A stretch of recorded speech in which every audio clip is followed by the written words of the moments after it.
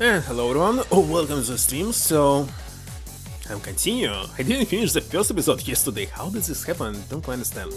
And now I'm using the DualSense. I installed the mod to actually be able to use PlayStation layout, not Xbox One. Not Xbox One, just Xbox control. Okay, mouse is not needed anymore. So yeah, I'm using this one. By the way, the cable is from Nintendo Switch. And let me check the sound on stream, so test.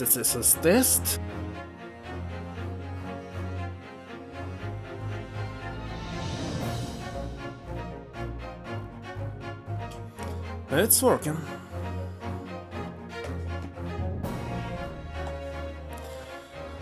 Press any key. Usually any key means not any key. It's a lie.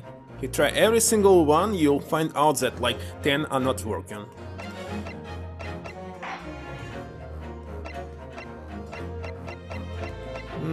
Wait a second.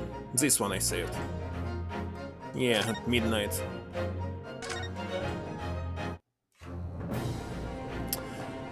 But I have a hunch, a strong hunch. Well, let's see, what is this hunch?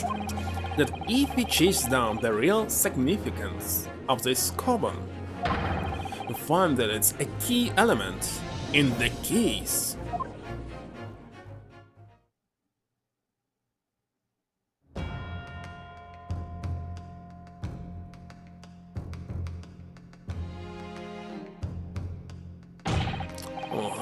What's this all about? Why have I been called up again? Don't you realize that it's dinner time for little baby Ida? When my son's belly is empty, he's fiercer than a pack of wolves. So let me change this to bright. Exploited by the police, we were like miserable dogs forced to bear false witness. And when cast from this courtroom, myself I became a ruined man in a trice, a worthless, wizard antique. Wait a second, he used a knife. Killed him, poisoned knife. Yeah, of course not. Nothing more have I to say. The sun has set on this rusty shop owner's existence. Be that as it may, Karako-san, something has come to light that requires your clarification. As far as your rusty... What? Yes, that's it. The one, the very one. The very exact one that it is. He's trying to say, have you ever seen this Koban Okay. Resplendent, splendiferous, high treasures that my rusty bones managed to misplace that fateful day. It can't be. As I thought. Young man. Enlighten this, the decrepit old fool put me out of my misery. Where was my treasure? Where was it dropped? I'm not sure if it was dropped anywhere. You found your coin sandwiched between a beef steak and its plate, soaking in the seasoned meat's juices. Sandwiched? Soaking? Seriously?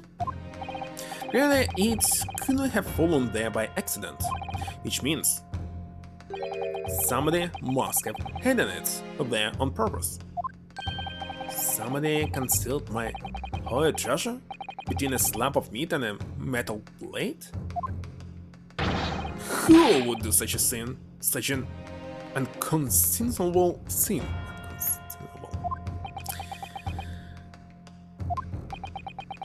Don't know. Forgot to do this as well. Alright. The Streamlabs just died yesterday for everyone, not just for me. Excuse me, could I say something? Yes, of course. Proceed, Inspector Hosonaga.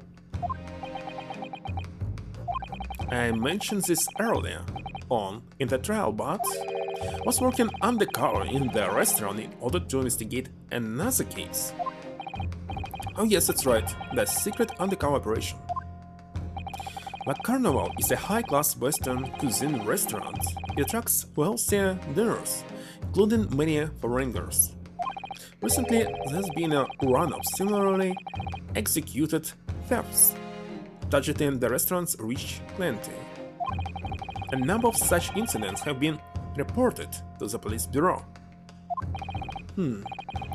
Wicked crimes indeed. We wanted to nip the case in the bud quickly, especially with so many foreigners being attacked. Wait a second. Affected, sorry. So that's why you were sent in undercover, is it? Yes, I took on the job of waiter at the restaurant in order to flush out the criminal. Seems likely that this carbon incident is the work of the same thief. So unbeknownst to us, there was a master thief at work in the restaurant on a regular basis. The place was already the scene of several crimes, it seems. Don't know about the master thief part, but the identity of the person who stolen his Kuluk01's Koban is all too clear. I said it was soldier, but now? What? How can I be a soldier? Since the court would like to hear the defense's view on this matter. Tell us, who is the despicable scoundrel that stole Kuluk01's Koban and hid it under the stake? By the way, she can be a thief as well, that's why she killed Wilson. Army Sergeant of Fire Japan, Nippon, who witnessed the incident. Even if he hid it, next he, like, swap it? The blades? Can't be. Let's try her first. Maybe I'm wrong. It seems like a likely candidate for a Koban thief. Of course not. No, come on, Ryusuke. You should shock me. You shocked me, Kazuma. Not as much as you shocked me. No one could have approached the table and noticed. Even if you're a crazy fool, you couldn't have missed it. So how did they swap it? Not sure you should be calling Kuluk01-san a crazy fool, Kazuma. It's you I was calling the crazy fool. Or maybe I'm on the wrong track here, so soldier only. Don't believe I can have heard you correctly, Console. Let me hear your opinion on this matter again. It's the last chance. That's who's the despicable scoundrel that stole Kuluk01-san Koban and hid it under the stake, okay? You? Obviously, it can only be you. Sergeant Iyasanoza. How? How dare you? You monster! Monster? I stole the Koban, did I? I'm the master thief of La Carnival, am I? You seriously accusing me of these crimes, Cadet? But it wasn't me. It was Ida. Ida is the mastermind behind all this. What?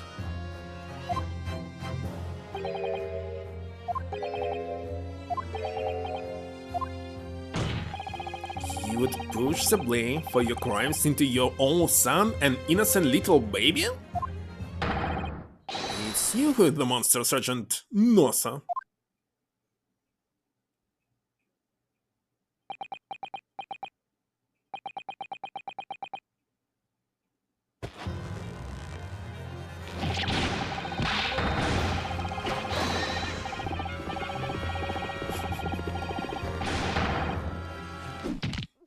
Holy shit.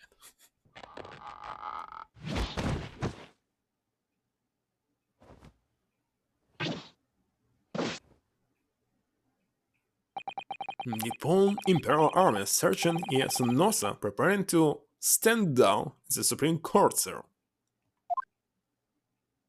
What was this?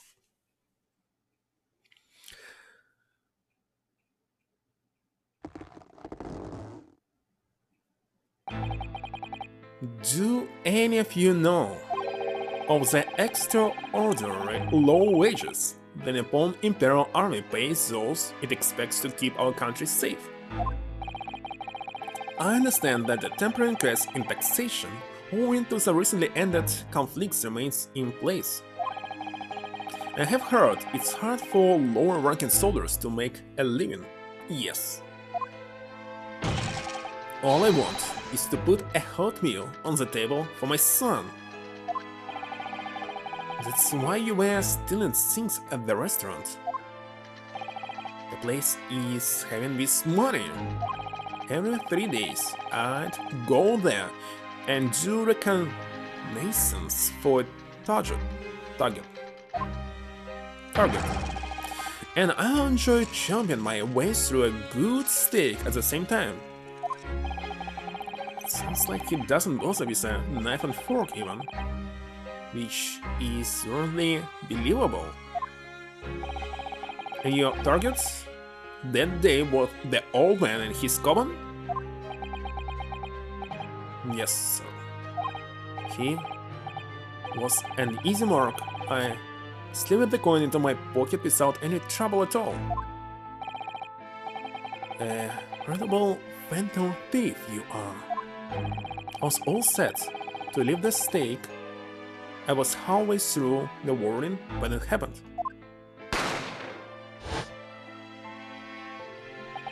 Yes, when the professor was shot. I knew that if the police conducted a search and found the coin in my pocket, I'll be finished. I did too. So I hid the incriminated evidence as fast as I could. On the double. I slipped under the stake, hoping that I'll be able to rendezvous with it again at a later date. Rendezvous.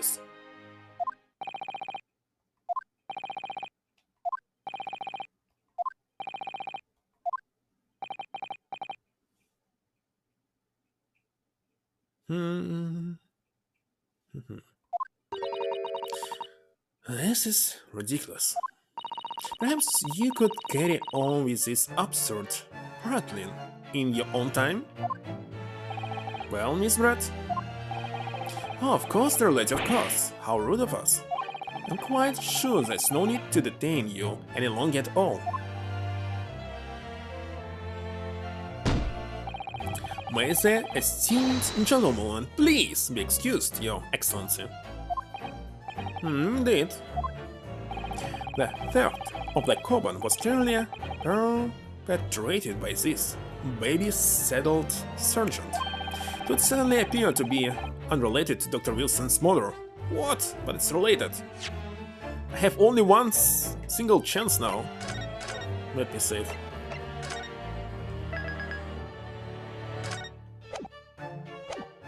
Don't want to replace this. Of course it is. Hiding a coin under a lump of meat? The sheer nonsense of such an idea astounds me. Nonsense, is it? Well... As for picking up your steak and biting into it without using a knife and fork, it's beyond nonsense, it's pure madness. Very well. Now that all questions concerning this witness's testimony have been answered, I see no further justification for detaining her. Miss Brett, you are free to leave. Thank you, Excellency. Good luck, everyone. And good day.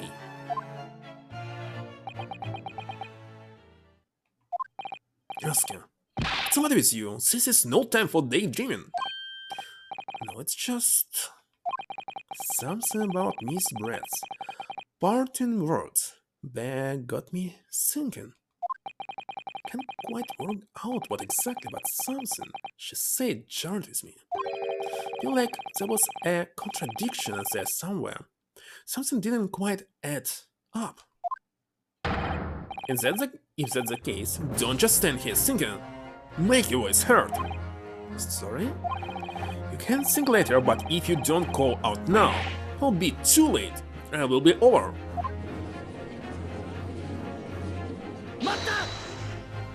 Wait, Miss Brett. What is it now? I'm afraid, just one last time, there's something I'd like to ask you.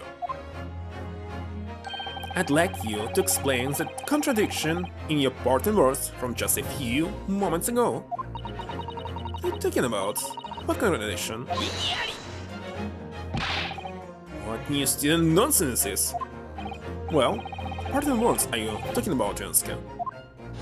I don't know. Hidden a coin under a lump of meat. The sheer nonsense of such an idea astounds me. And as for picking up your steak and biting into it without using a knife and fork, it's beyond nonsense. It's pure madness. So, knife and fork? Yes, I'm right. What should say it the exposed and undeniable contradiction? Tell me what is this contradiction, because I don't know. I'm going to need to see evidence, Counsel. Miss Brett's words truly are contradictory. Where is the evidence to prove it? Holy shit!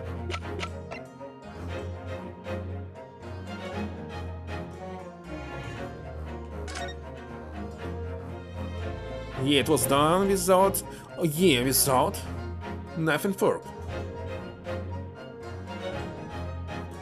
Hello, Spark, is there an option for the text scroll sound? No. It was like this since the first game? You want to remove it? Because the sound is actually represent their voices. It's different for every single one. Well, yes, this steak is not hers. It's kinda obvious, but what should I display? Wait a second, but it looks the same? It definitely was not done by a knife. Which one should I display?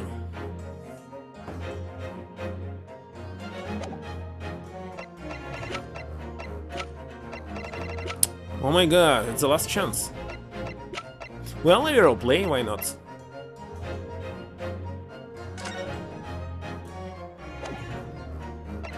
Let's try this one. I'm wrong. Are prints of the sand taken immediately after the incident occurred? What's interesting is the plate of steaks that you can see on the victim's table. A steak that Miss Brett had been eaten before the professor was killed, yes, go on. More accurately, Your Excellency. The steak that was on the victim's table just before the professor was killed. Now you just split in hairs. Not true. Doesn't something about the steak strike you as very unnatural? It's kinda interesting that I already spent like 6 hours and I'm still in the same court trying to break this case. Yeah, I actually thought that I will finish first episode yesterday, and I was sitting until it was midnight and still not. The game is super long, I didn't expect this. First games were much shorter than this. And it's kinda interesting because there's so many traps that they place in here, so many turntables in the plot. Just a lot of them. Unnatural, what on earth do you mean? It's extremely obvious. I'm talking about the shape of the edge where it's been eaten. I see you've noticed it too, Miss Brett. Notice what exactly, Counsel? Just a few moments ago, Miss Brett claimed no Englishman could even contemplate picking up a steak and biting into it without using a knife and fork. Is it true, Spark? Only knife and fork for the steak. Of course she did. She's a fine English gentlewoman herself. Then take a good look at this steak. In particular, the edge where it's been eaten. As you can see, the clearly defined barbaric piece marks there.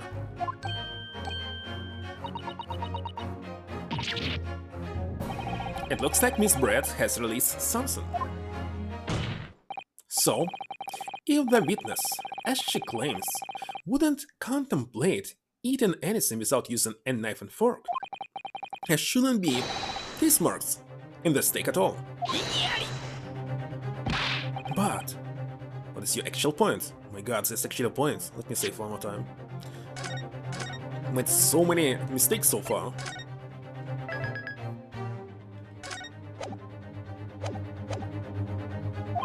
Perhaps the delightful Miss Bread was what? What she interrupted? Was honestly hungry and couldn't help you. Whatever you say there, lady. It's a barbecue or something. No one would care, but steak? As I said, I really must be leaving now. Afternoon tea with the Minister of Justice cannot possibly wait any longer. Yeah, that was the restaurant. Of course, this will all be over in the blink of an eye. Rest assured, I'm about to put this worker... What? You thrown him so fast that I cannot read it. Put this worker in his place, just leave everything to... Heard enough, you irritating little spectacle summary relic. Of course, dear lady. What's the matter, Miss Brett? Have you ruffled your feathers? Clearly, the witness knows what this means. She's released the catastrophic implications these teeth marks in the steak have for her. Hanske, do you know where you're going with this? I don't know. Yes, now at last, it's all come together. The mysterious teeth marks in a steak that had allegedly been eaten with cutlery.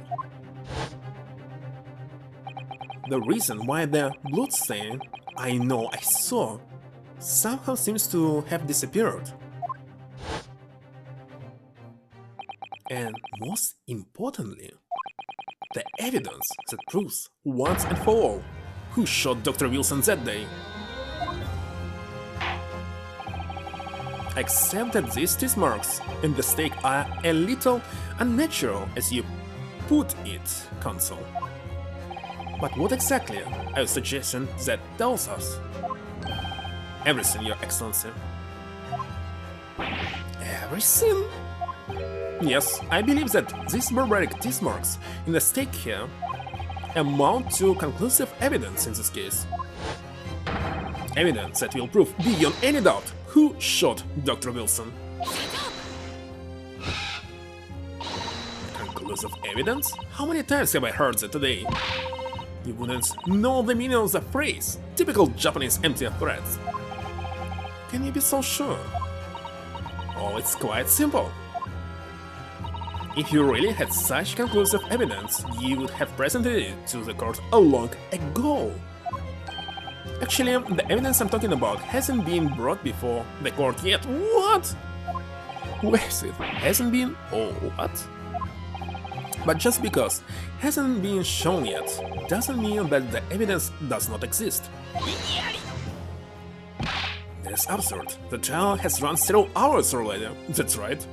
And you say there's evidence yet to be brought forward. Please, 6 hours. Can't be, I don't believe you have it. I don't, but there's someone who does have it. Someone in this very courtroom. My god, who?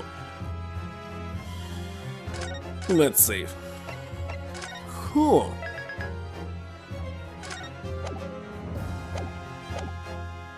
Wait, is an officer? Depends on family and class? And parents?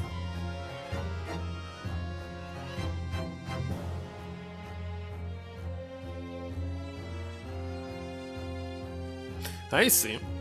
Well, all my life I was eating in front of TV or something. Had never had a meal at the table. No, actually I have a dinner table in the kitchen, but who's eating in the kitchen? Not me. So it was always on the sofa. Well, in the restaurant, of course it's different. Obviously it would be knife and fork, but not at home. The decision was done by an American team, and all there they were really use a knife and fork together.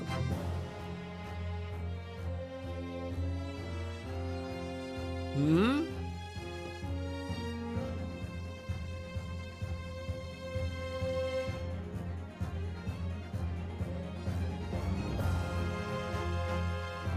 I see. I see. Only fork. For American. Let's see. Now you're supposed to still hold the knife in your hand. Yeah, that's right. And knife should be in the right hand and fork in the left one, isn't it?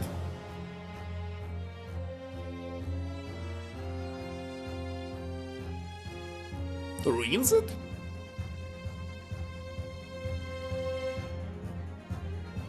Had never paid attention how people are eating in the restaurants. If that person is willing to submit their piece of evidence I'm referring to, it will solve every remaining mystery about this case. Very well. I have a feeling this will be my last request of the defense in this trial. Who possesses the conclusive evidence that will reveal the truth about this whole affair? Well, Satoru Hasanaga, this detective, he's holding everything, and I doubt that Sergeant stole it. Or maybe he stole it, so it must be him. Same scene over and over, my god. So that's actually rings. Let's try this one. The answer is obvious. It's Inspector Hasanaga. What? I have it? Yes. You think I've been withholding conclusive evidence? That's No, I'm not saying that. Everyone's attention has been focused on this steak with the teeth marks. Yes. Now, earlier this afternoon, Sergeant Nosa told the court the following. I enjoyed chomping my way through a good steak, as well as admitting to stealing Korokata-san's coin. He told us that he slid it under the steak. Watch it, Cadet. I'm superior officer. Sergeant Nosa, could you please confirm something for me? Was the steak that you put the coin under, in fact, your own steak? Affirmative, of course. I might be a soldier in the Imperial Nippon Army, but still. I'm not brave enough to ask a foreign gentle lady if she'd mind me when handing her meal to hide something on it. In other words, the steak that the detective submitted as evidence earlier was in fact Sergeant Nosa's meal. But that makes no sense! That plate was taken from the victim's table. Yet the gentlewoman doesn't take bites out of her steak. Nor did she have any opportunities to steal the coin. Because I didn't steal it. To even suggest such a scene would be an affront to the entire British Empire. Well then, how to explain this paradox?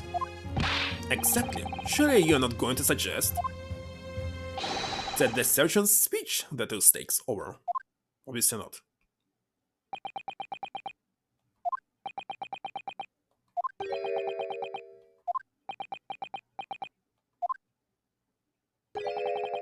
You did switch the plate? What? You did? Well, after it happened, when I saw a civilian had been murdered right in front of my eyes like that, I panicked. As I said, I immediately lifted my steak and hid the coin underneath it. But then, when the waiter announced he was an undercover policeman, I thought I'd had it. If he decided to investigate my slab of meat, that beat be getting my marching orders.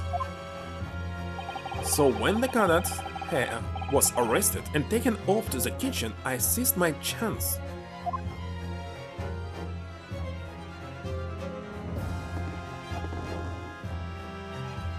With military precision and timing, I stitched my steak with the one on the foreign lady's table.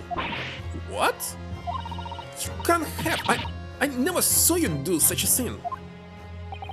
It was called Operation Lightning Bolt. There was no time for strategic planning. It was do or die, I tell you. So yes, I did what had to be done. Unbelievable! However, her notes, prosecutor's son. What now? I swear on the brass buttons of my uniform that is all I did, sir. All you did? That's plenty, Sergeant. So, if Sergeant Nossa switched the plates over, it means he took Miss Brad's steak and the plate it was on back to his own table. Yes, that follows. Inspector Hasanaga. Yes. Earlier in this trial, you told the court this. You said that you had not only taken Miss Brad's steak out of the incident, but also the sergeant's. That to preserve evidence, you had taken both. That's correct. Then please, present it to the court now. The plate that was actually on the victim's table at the precise moment he was shot. Can it possibly tell us now? I mean, a cold slab of tough meat can have the slightest bearing on this case. No, you're not wrinkling your way out of it this time, lady. Beg your pardon? Sure you're not that forgetful. Sure you remember the reason why this steak pawn promises to prove such a problem for you, no? Because the ones who decided it was the problem, not me. The reason the defense asked to see the plate was to confirm something the defendant remembers seeing. Since he remembers.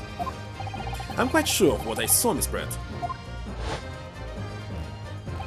On the side of the plate that was on the table directly behind Dr. Wilson, there was a clear splattering of blood from the gunshot wounds to the victim's chest. I believe the defendant's memory serves him well. And now we have the evidence to prove it. The plate you were eaten from, Miss Brett. Let us not prolong this any further, Inspector. You will show the evidence to the court. Present the beef steak and plate that was originally on the victim's table at the time of the incident.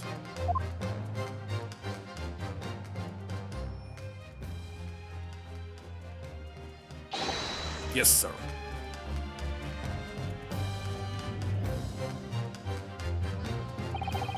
Sorry for keeping you. Here is the other steak and its plate. Please, feel free to examine it.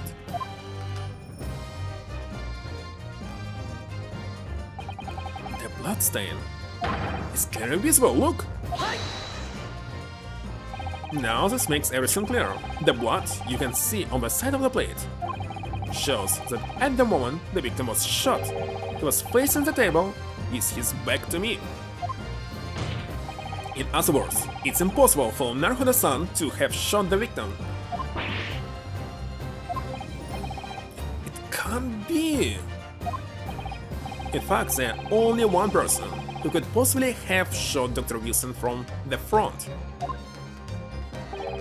I'm sure everyone knows by now who that person is.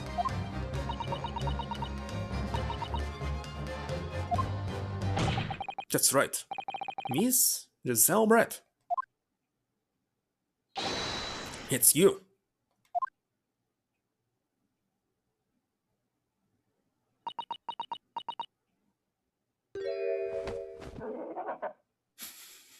phone just died. Hold on. By Japanese. Me. By Japanese schoolboy.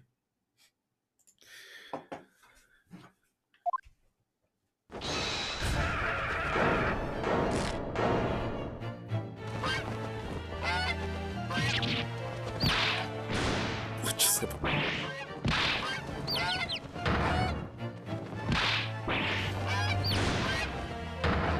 A black one?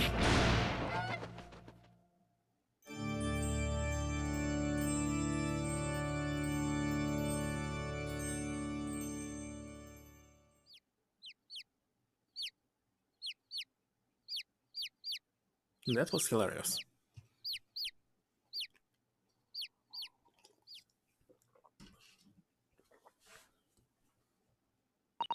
Please excuse my little outburst.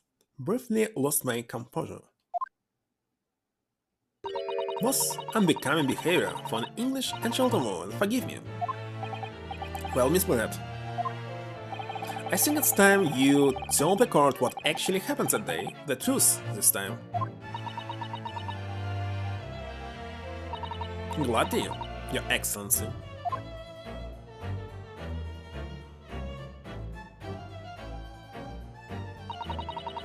It was I who took the professor's life using cholera.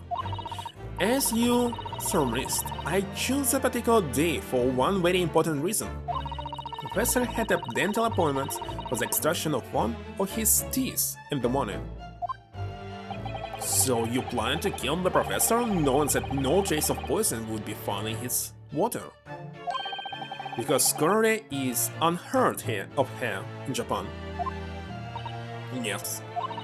Of course, I never intended to remain at the restaurant for as long as I did. I only needed to see the professor take one teeny sip with water and it would be all be over. I would place the steak I had ordered in front of him to make it appear as though he had been dining alone, and leave immediately. However, before any of that happened, there was an unexpected visitor at the professor's table. It would be me, I suppose? Yes, you. Who else? Such a trifling matter, but the fact that you decided to come over to greet the professor means that I had lost my chance to slip away unnoticed. In due course, the professor took a sip of his water and was paralyzed. I made sure he was sitting in his chair such that he wouldn't fall. There was no going back at that point, so I concocted a plan on the spur of the moment. A plan to beam Dr. Wilson's murder on this innocent man? I happen to know that the professor always carried a gun. I decided to use that fact to my advantage. I had the bottle of cholera in my handbag, and my own pistol concealed under my skirt. Under your skirt? So I was right, there were two guns. Yes. And then I finished my coffee and got up to leave. That's when I noticed the professor's gun, which you had presumably placed on the floor. Placed where you were sure that I would notice it. And everything went according to plan. You noticed the guns as I intended. And then, just as you bent down to pick it up,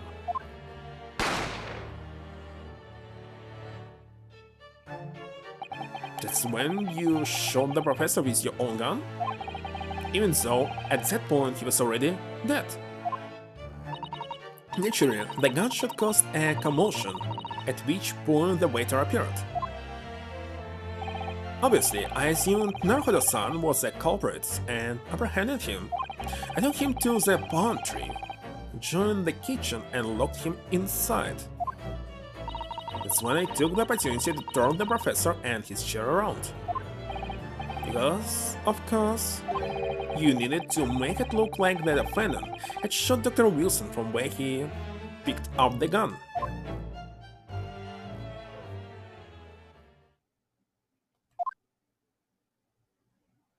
Second solar. So, there you have it. It is the entirety of my misdemeanor? Something.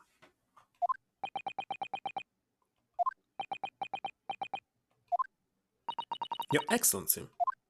Yes? I wonder, might I speak with you in private later? I shall call on you. Thank you. Good day then, everyone. Hope you can forgive me, Naruhodo-san.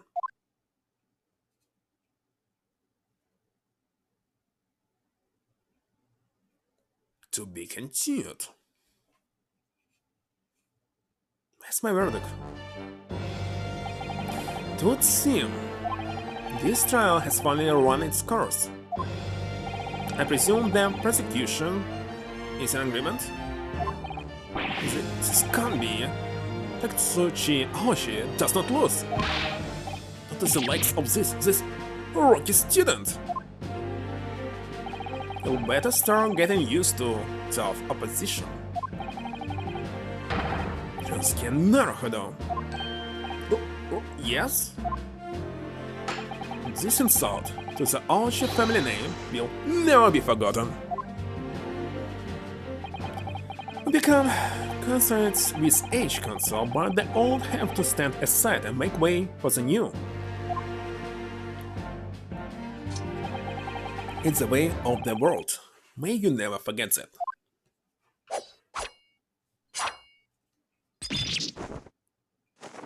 What was that?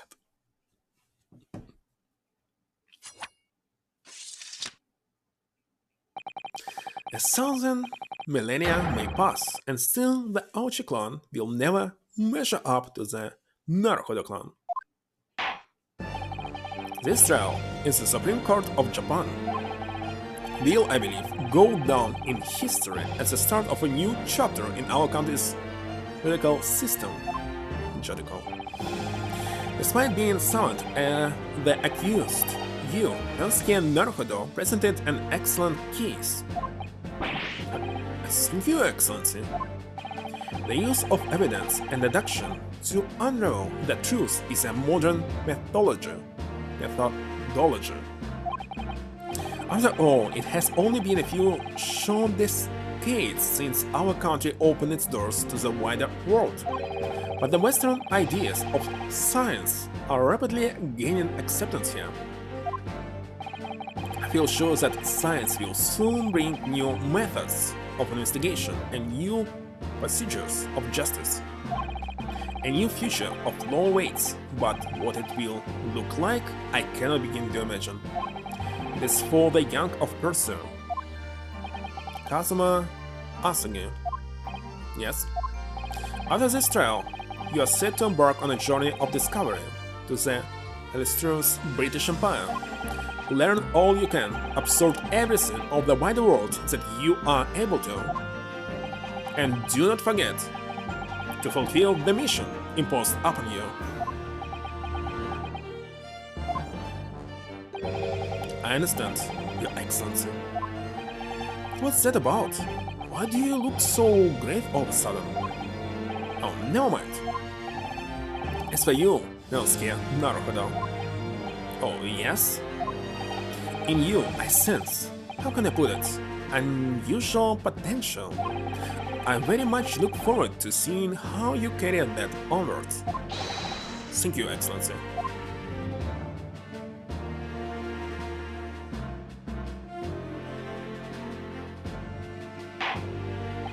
It is time to deliver the final verdict. Hurriedly find the defendant, Ryusuke Naruhodo. Not guilty.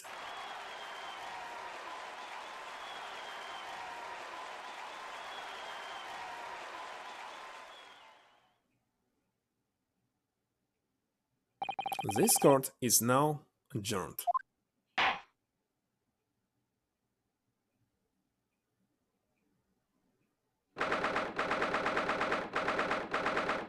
It was 3 p.m.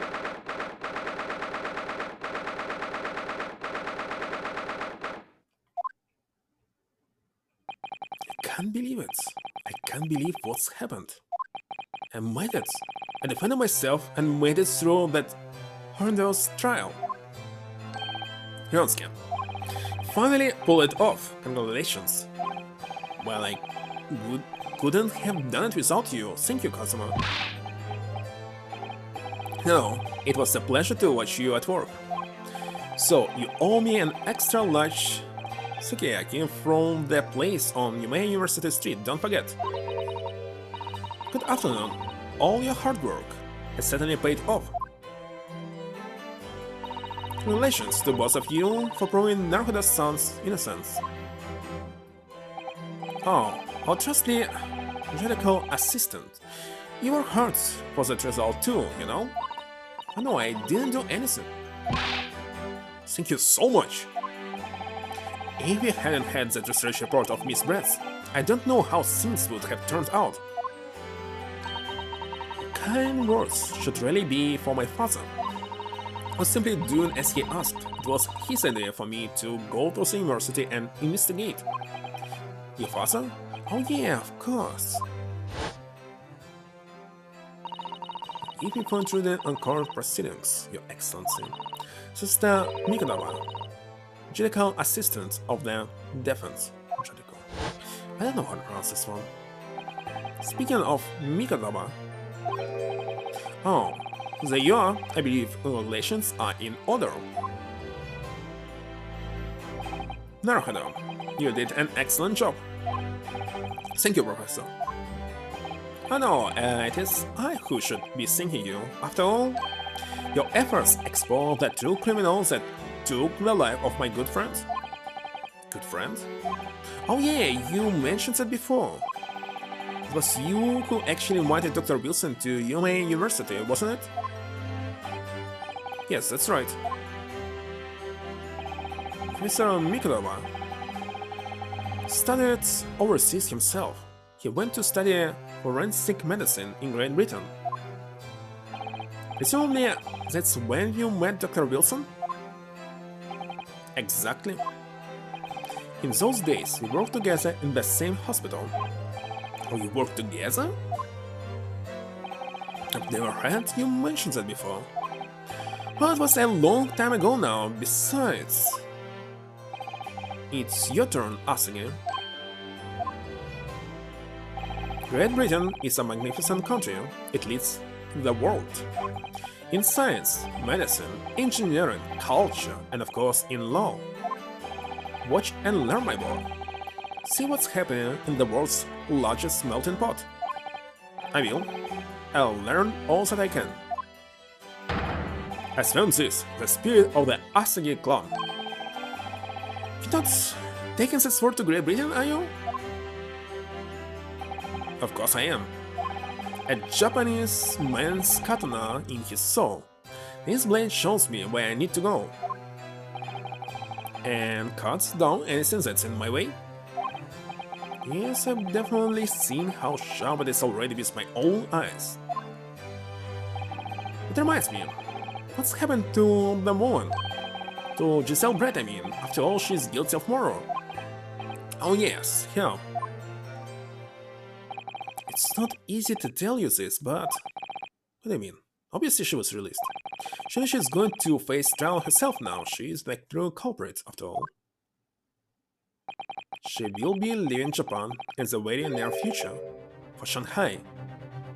What? Shanghai? Giselle Brett will not appear on card again in this country. I'm certain of that.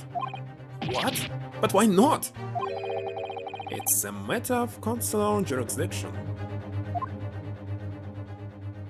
Inspector Hasanaga. It was a hard-fought battle in the courtyard today. Courtroom. Very impressive to watch. I must congratulate. But what's all this about consular jurisdiction? We cannot try this particular foreigner for her crimes here in Japan. What? We can't try her? But then who? Who's going to bring her to justice? A British consular court will hear her case, somewhere far away, where our voices can't be heard. But why consular court? Professor, I simply don't understand. I thought consular courts were a scene of the past, now that I've signed the friendship treaty. Yes, in normal circumstances, you're right. Then so long as this is not a serious incident of a highly political nature to our respective governments, they can't invoke a consular court just like that. Hello, Beniraba. Goose actually brought to life like 5 yellow chickens and 1 black. And you miss this. Oh, can't they? Yes, she's a student, but it doesn't justify our governments making secret agreements about her fate, does it? Something strange is going on. So Miss Brett can't be held accountable for her actions here in Japan. I'm praying that for the young student. Today's trial was nothing more than a game all along. There was never any danger on company opens for her. Just game. I don't believe it. The British government's Foreign Affairs Ministry has demanded that we hand over custody of Miss Brett. They're obviously taking this case for foreign student committing murder very seriously. But it's all going to change from now on. We can make a change. This is a time of great turmoil, this new era heralded by the start of the 20th century. One day, I have no doubt, that woman will receive the judgment she deserves. Yes, change is coming, and we are the ones driving it. Well, I think that's enough seriousness for now. This evening calls for a celebratory drink. But Professor, you're right, this is no time for gloomy faces. We should be celebrating Yonsuke's not guilty verdict. Let's start having some fun. In that case, might I suggest La Carnival? And the head waiter, I should be delighted to provide you with ample food and drink. You're detective, Hatsunaga-san, aren't you? Let's not worry about the taste for now. To La Carnival, will you accompany us, Professor? Of course, La Carnival's food is second to none. I shall go and attend to the paperwork for Naruhodo-san's release. Oh yeah, thank you.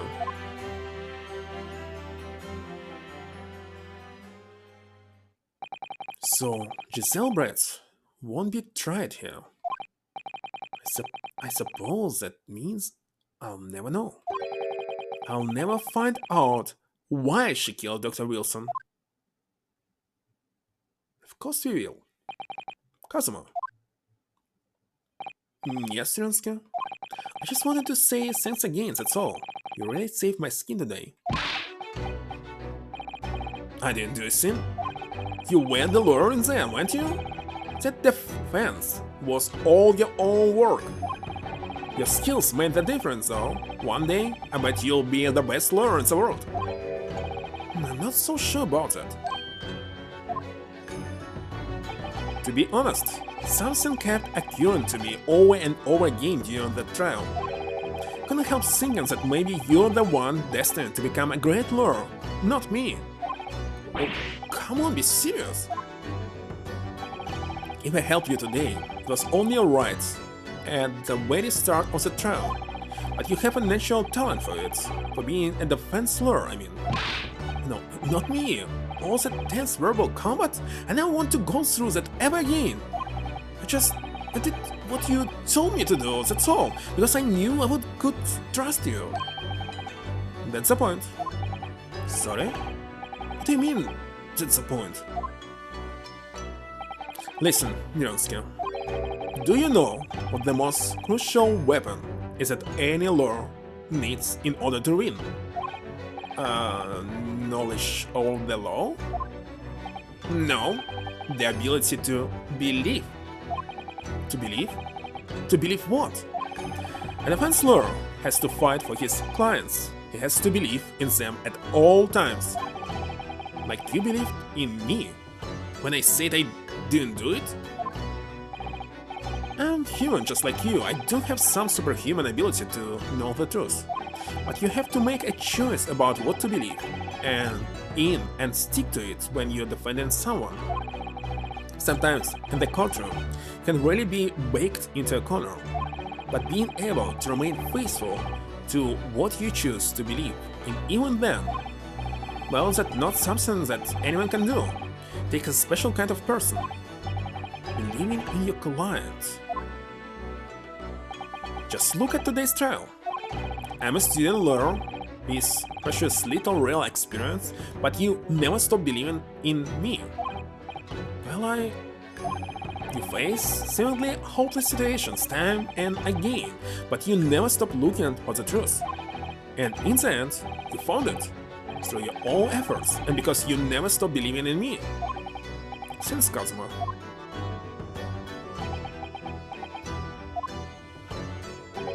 There's something I want to ask you actually, Ryonsky. Well, it's a favor really. Something very important to me. So serious, what is? Oh, you're still here, are you? Oh, Inspector Hasunaga. I've arranged some big shows for us. Let's go. Thank you, we'll be right there. Let's pick up this conversation again later. You shouldn't be celebrating right now. Your first scored victory. And your study tour to Great Britain, don't forget! Oh yeah, that's true.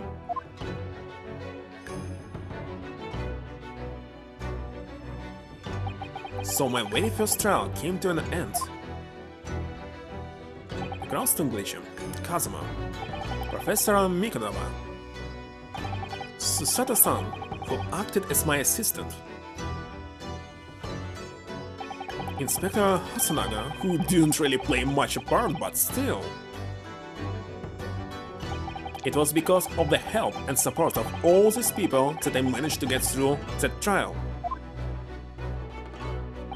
But more importantly, Kazuma hadn't yet managed to ask his favor of me. Little did I realize just how much it would change my life. The end. Finally, it's done. The first episode of this game. Of course, I will save.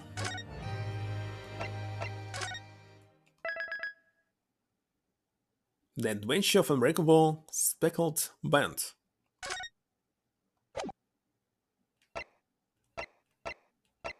So there's 5 episodes. Expected. It will be on the ship?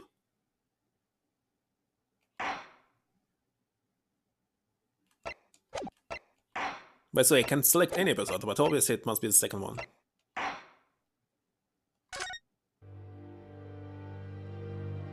It's better to take a pause. But let's wait until there will be actually a real pause in game. 狭い部屋の片隅、深い闇の中で Who ホー knows? ムズと私は息を潜めて待っていた。やがて通気口からシューシューと低くうなるような音が聞こえてきた。その瞬間、突然ホームズが飛び出して闇の一点をステッキで鋭く打ち据えた。見たかワトソン。ホームズの張り詰めた声が空気を We killed Dr. Watson? 私が It was Watson who was 車 killed. を上げると部屋の状 Can't 況 believe が this. ぼんやり浮かび上がった。 Can you believe ホーム this? ズは部屋の隅を睨みつけて私に向かってつぶやくように言った。被害者が死の間際に言い残したまだらの紐という謎の言葉。その恐ろしい正体こそがこいつだったのだよ、ワトソン。そこには巨大な毒蛇が牙をむき威嚇するようにとぐろを巻いていた。それは世にも恐ろしいまだらの紐だった。 So Dr. Wilson was actually Dr. Watson, they just changed its last name. January, winter. On board of steamship Burya. Burya?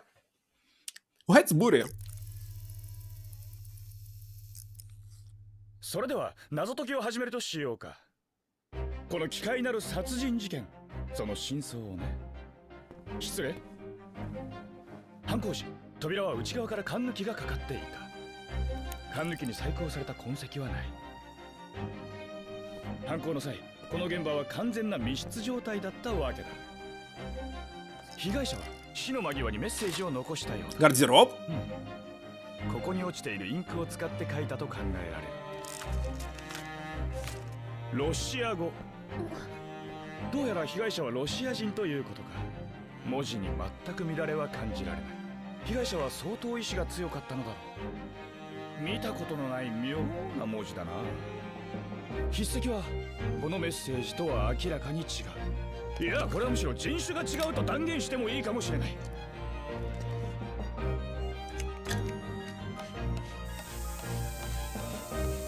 札を貼ったのは犯行時間の直前、被害者自身だったようだな。ほう、これはこれは。一体貴様は何なんだ。好き勝手しやがって。そうです。海洋警察が到着するまで現場に手を触れず待つべきだ。その必要はない。どうやら今から5秒以内に諸君を犯人に紹介できそうだ。バカを言うな。殺人現場だぞ。しかも奇怪な密室殺人だ。それでは密室の謎、その封印を解くとしましょうか。まさかその中に犯人が。一体君は何者なのだ。Hasanaga? 大英帝国が誇る世界の名探偵なのです。 Looks like. シャーロック・ホームズ。もしかして知らないとか。 Sherlock Holmes. And who is inside? Wait a second.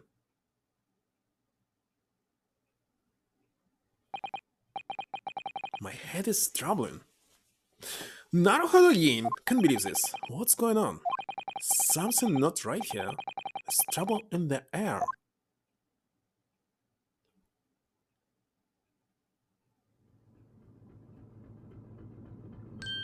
Vнимание? Warning? Wait, I can't move. Me again? What the? Why am I in handcuffs? So you wake up now, huh? We had to drag you out of the wardrobe. I do not believe how you could not wake up. You're too cold-blooded, man. You found me then. Duh, we found you, and now you pay criminal. How long are you hiding in that tiny wardrobe, huh? Sorry? Now you have been found, it's time to admit your crimes. Unless you want to find out how cold the ocean is, huh? No, I'll tell you everything. There's only one thing I'd like to know from you. Isn't that... Why did you do it? Why did you take his life? It's suicide. Wait, what did you just say? Take his life?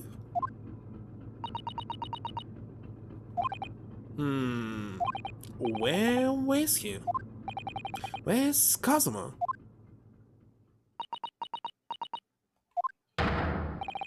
You pretend you do not know? You are wolf in the ship's belt. You are the killer. Do not try to make excuses. What? Kazuma-sama's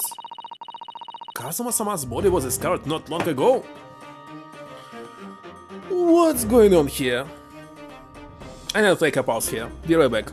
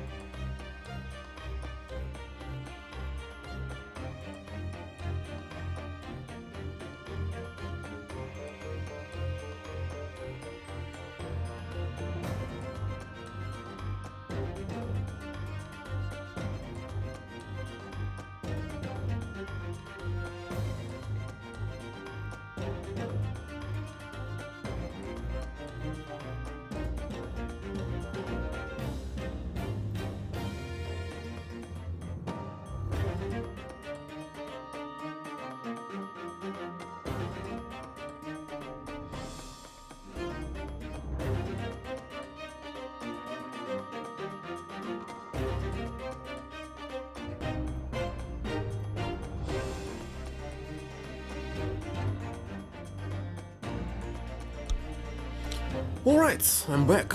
It's kinda shocking, but I did expect something like this because, like in the very first game, our partner was actually killed. It's happened again. The same formula, and it's working. Here, in this very cabin that was bolted shut from the inside. Wait a second, how did he wrote garderobe in Russian in this case if he knew only English and Japanese? It's simply impossible. Okay, we need to get more information. His body? What do you have actually? Paper seal. Kazuma would stick this over the doors of the wardrobe for me. It says keep out in Japanese, though I'm not sure the Russian crew can actually read it. So, it's Russian ship. It's keep out because it's not related for me. This is the paper seal I wrote for the wardrobe. You wrote. I remember really working hard to make it. I'll never forget how Kazuma reacted. Do you expect the Russian crew to be able to read it? He said. Still, I was sure people would get the idea, even if they couldn't read it, so we use it anyway. It worked. I don't know if the crew saw that was creepy or what, but no one opened the doors. And that's all? Wait a second. You can see the remnants of the glue we used to stick this over the wardrobe doors. Also, it wasn't proper glue, of course. We didn't have any of that with us. So, we will raise some rice into our past to use instead. But a stowaway like me, every single grain of rice represents precious rations. That's why I spread it as thinly as I possibly could. I couldn't bear to waste any.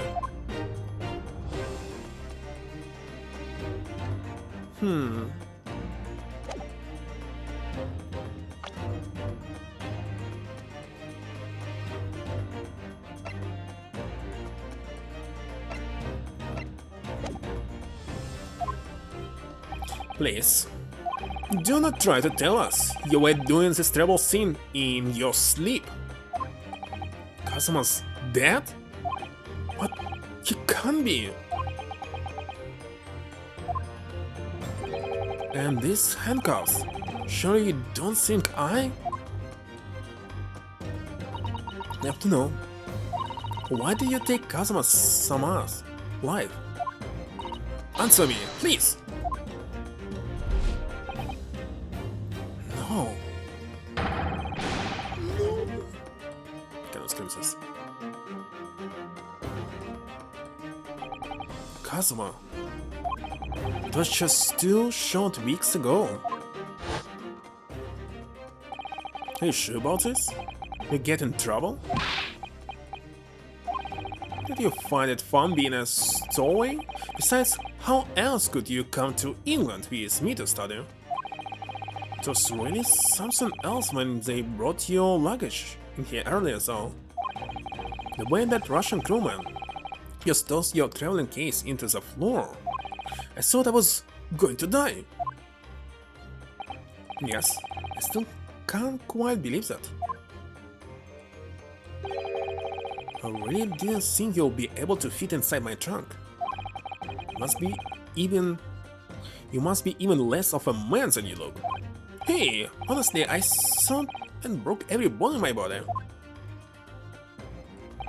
Well, it's about 50 days until we dock in Great Britain. But if you confine yourself to my cabin here, I don't expect anyone will discover you.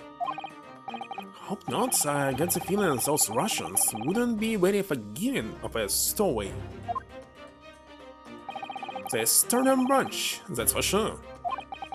I want to know is, why do we need to keep it a secret from the young lady? From our faithful, medical assistant Mikataba, you mean? From your close friends? More to the point, surely we could confine her here, couldn't we? I don't believe she'd give me away. No, but if she knew what we've done, it would make her guilty by association. It's best that only you and I know about this. I suppose so. Anyway, it's about the time that the steward is supposed to come and clean the cabin. I know it's crowded, but you'd better get in there, I think. It won't be for long. And anyway, compared to hiding inside my traveling case, it'll be a breeze. Yes, but what if the steward decided to open their wardrobe for some reason? I'll be in for it. Stop worrying. Tell you what, why don't you write "keep out" or something on this piece of paper? What? Then I can stick it over the wardrobe doors once you're inside. I don't know. We've only been at sea for about 15 days. How can this have happened? We're supposed to be going on this adventure to England together. We leave you at next port. Stay quiet until then. Don't make more trouble for yourself. Murderer. No, I'm not a murderer. Nah, you said before. You said you admit everything about your crimes. No, that's not right. I mean, yes, I did stow away on the ship, but murdering my best friend? No one else could have done it. Admit the truth. Sasato-san. Please, tell me what happened, I need to know. Very well. But there's something I would like to ask of you too. Those eyes, she looks like she's ready to destroy me. This mighty is getting worse by the minute. Suppose all I can do is try to find out what really happened. Kazuma's death or about the incident? It's a very important choice, isn't it? Or not?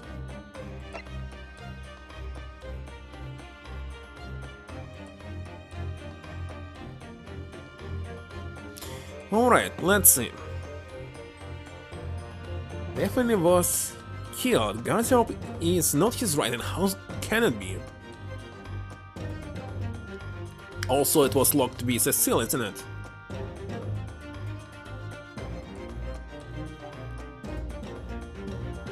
Let's see about the incident. Can anyone tell me what exactly happened here in this cabin? To understand it, why would anyone want to kill Kazuma?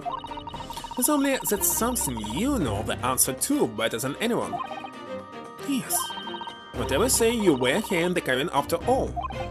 Well, yes, I was, but he would always wake before dawn and do his training first thing in the morning. I was waiting outside his cabin, as I have every day so far on this voyage. But this morning, he did not come, could sense that he wouldn't. Does it mean he was already dead when Susato-san arrived at his cabin door, I wonder? I knocked, but there was no reply. Then I started to become worried, so I went to find a member of the crew. The crew went forth, the cabin door opened, and when we managed to get inside,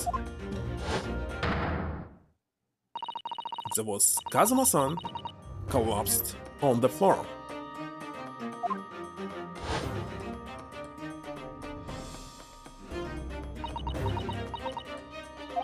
And the white tape then now shows exactly where he was found, I suppose. I had no idea anything had happened. I must have been asleep in the wardrobe somehow. I wish it wasn't the case, but it's just very hard to believe. It's all very hard to believe for me too, trust me. He really has been killed, hasn't he? This isn't just a bad dream. And these handcuffs, they think I did it. They think I am Kazuma's killer.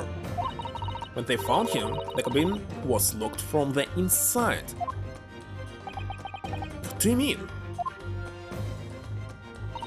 There's no access to the cabin via porthole window, and the bolt on the door can be operated from outside. In other words, after their crime, the culprit couldn't have escaped these 4 walls. What? To put it in another way, the culprit can only have been somebody inside this cabin. Or do you have some other explanation? It's impossible. How did he die then? What cabin exactly?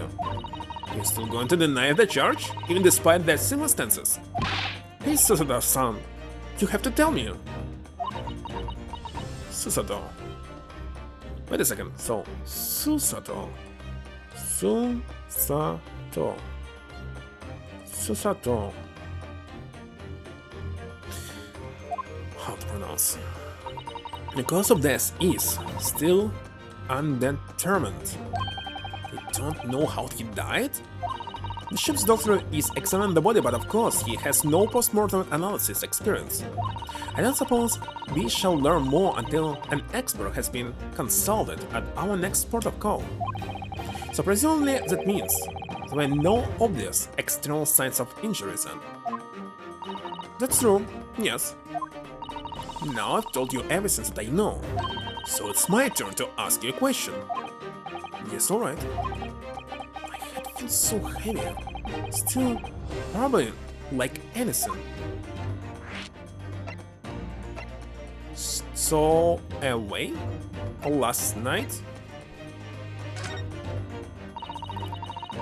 Why are you even on board this ship, Naruhodo-san? You said something before about being a stowaway, didn't you? Oh, yes, I'm afraid that's true. It's 2 weeks since we left Japan now, and I've been shut up in this cabin and the entire time. I had no idea.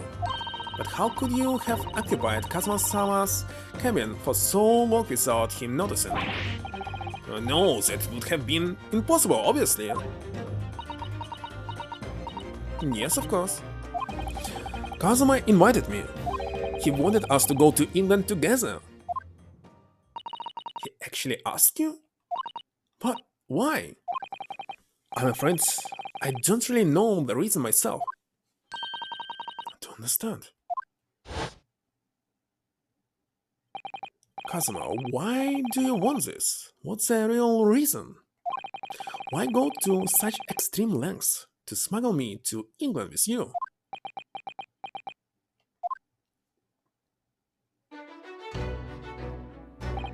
It's an idea that's been on my mind ever since the end of that incredible trial.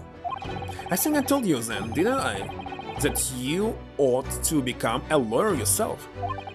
Well, yes, you did say that, but I didn't think you were serious. You have a talent for it, I can assure you of that. You've never really thought about becoming a lawyer. Well, that's something you can decide for yourself. London is at the spearhead of culture development, the center of the world in many ways. There can't be any harm in seeing such an important place with your own eyes, can there? Can there? Well, no, definitely not. But on a personal level, if you were to become a lawyer, then what? Nothing? Forget it.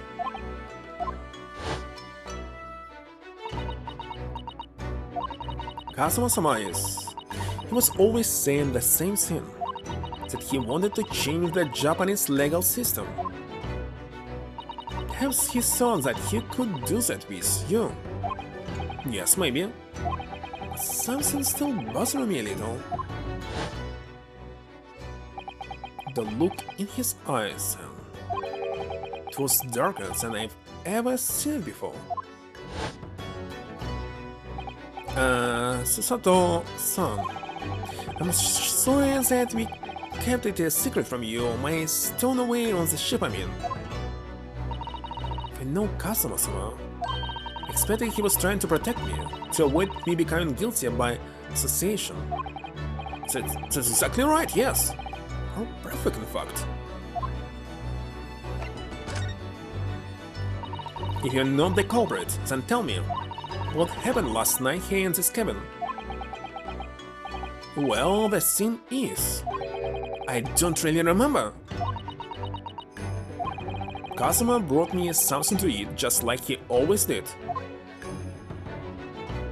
And then I got myself into that wardrobe over there just like I always did.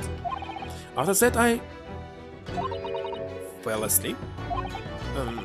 Well, yes. So deeply that you didn't even stir when Kazuma-sama was killed? Well, yes. I know it sounds unbelievable, really I do. But it's the truth. If only I'd woken up, then perhaps I wouldn't be in this predicament.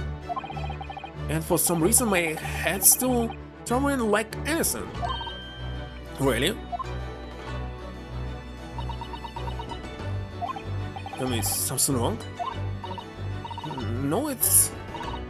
Please forget it. Sato-san, you have to believe me, I didn't do it.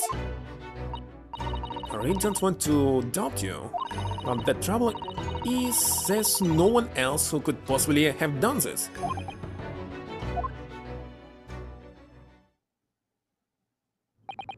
Kazuma, don't understand why. Why did this have to happen? Can't take this. Don't try to go anywhere. You're the perpetrator of this crime. You can't leave. I can't allow that to happen. I'm sorry, but Kazuma was killed right under my nose here and didn't do anything to stop it. And now I'm supposed to just sit around, my hands tied, while whoever did this walks free? No, I can't allow that to happen. Well, what do you propose to do then? I'm going to investigate. I'm going to find out exactly what happened here.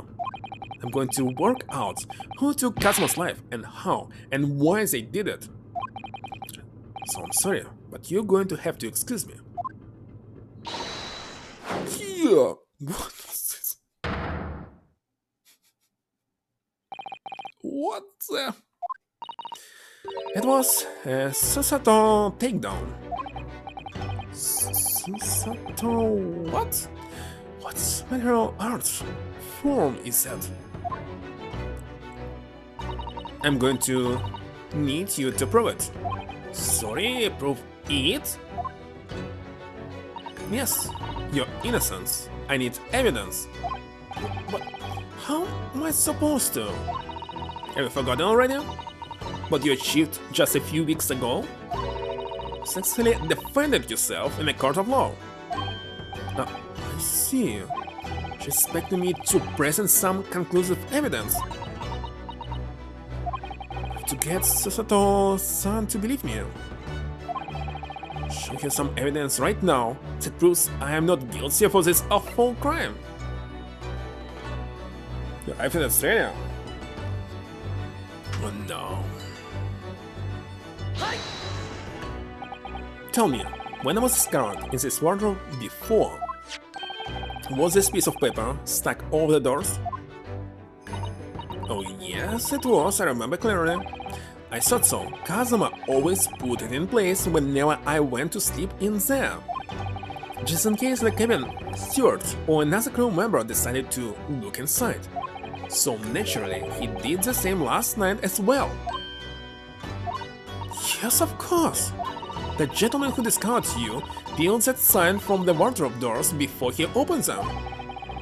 But if I were truly the culprit, I couldn't have climbed back inside the wardrobe and stuck this on the outside of the doors on my own. Yes, that's quite true. In other words, it's impossible that I killed Kazuma.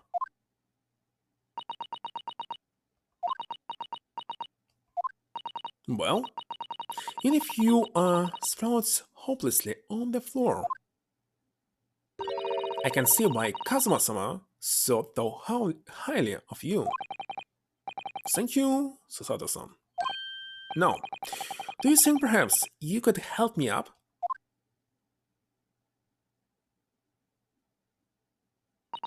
Well, in the light of that evidence, I don't see any reason why I should stop you from investigating, in here at least. Thank you. So you finally believe me?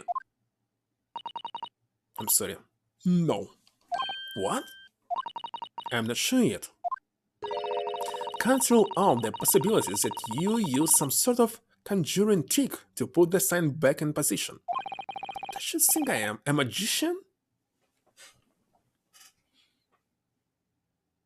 Burya is short for Buryatia? I thought that Buryatia is the version of Burya. For now, I suggest you investigate as thoroughly as possible on that in here. I'll do the same. Alright, let's get to work, Susato-san. Susato. It's very hard to pronounce something without any stress. If you already speaking in English, seriously, like English full of stresses in every single word, how's it possible? Please don't misunderstand me. I still have my doubts. No. Shall be watching you to make sure you do nothing that might disturb the crime scene. We don't want you using your conjuring tricks to destroy evidence, for example. Right? Well, anyway, I should make a start on investigating in here, examine everything I can. Kazama, I swear, I will avenge you this. Alright. I can present something? Let's present this. What, I can present my number? No, I'm checking at this. Present is different. Different button. Why it's so hard to skip it?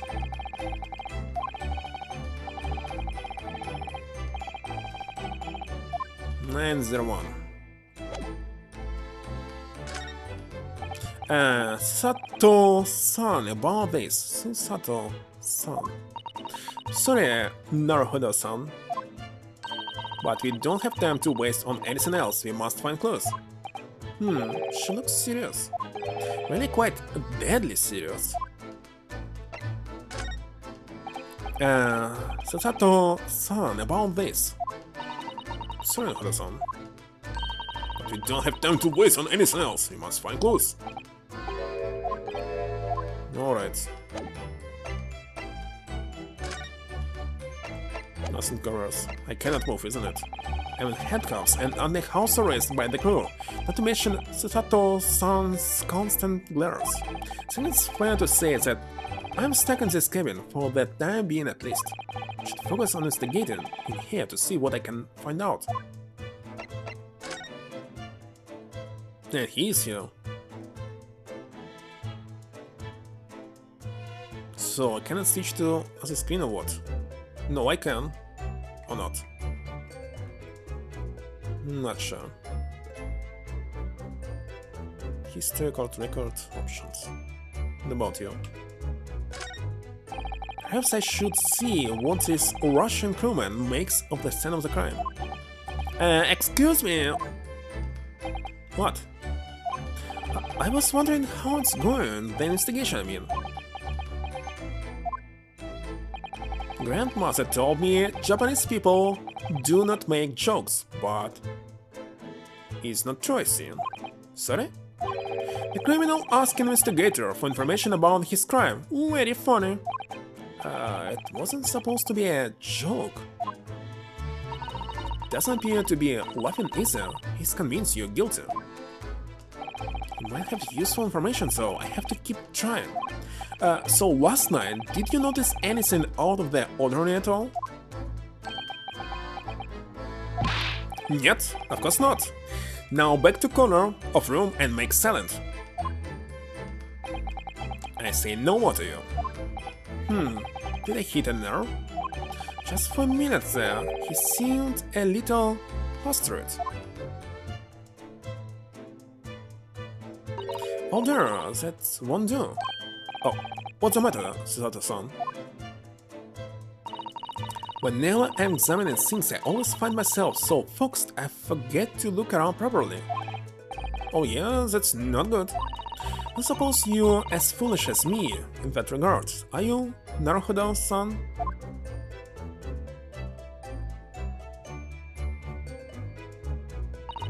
I'm sure you're careful to look all around using buttons, aren't you? Now, let's investigate all corners of the cabin. What's this cabin? Yes, let's do that. Suppose my field of vision has been rather small until now. So, how to use it? Sadly... Wait a second.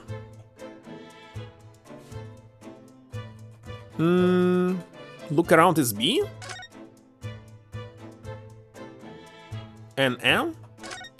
For the game part... Some other button. I need to reassign it to something. Well, I can do this only offline, I think. Let me create another save here. This one. And next I will simply offline load it and check how to assign correct buttons. Because right now it's... well, it was not designed for DualSense. So not every single button is working. Isn't it? It is. Oh, wait a second, it's possible to do. How do they do this? Wait a second. Let's switch to the left and... Okay, so it's different button. Wait a second, which one can it be? I can switch to the right, but cannot do this for the left. I wonder which one. Is it possible to set keys here?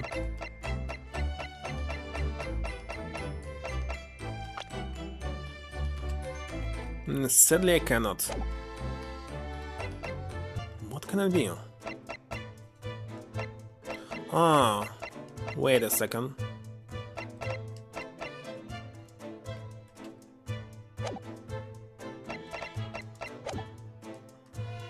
So, this button is moving it to the right, but how to move to the left? There's no other button.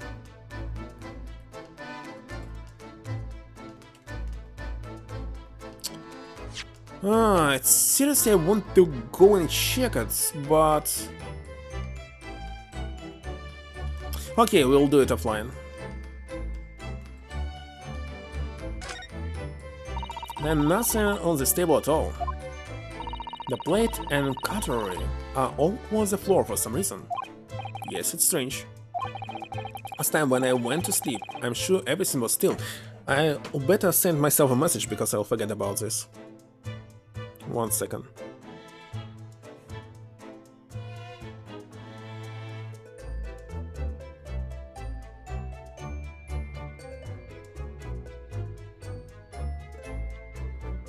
Alright, here it is.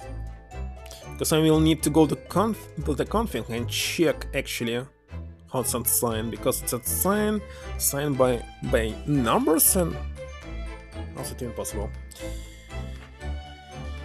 No, wait a minute. What is it? That's funny. I can't seem to remember anything about what happened after dinner at all. So then perhaps you are responsible for what happened to Kazuma-sama. No.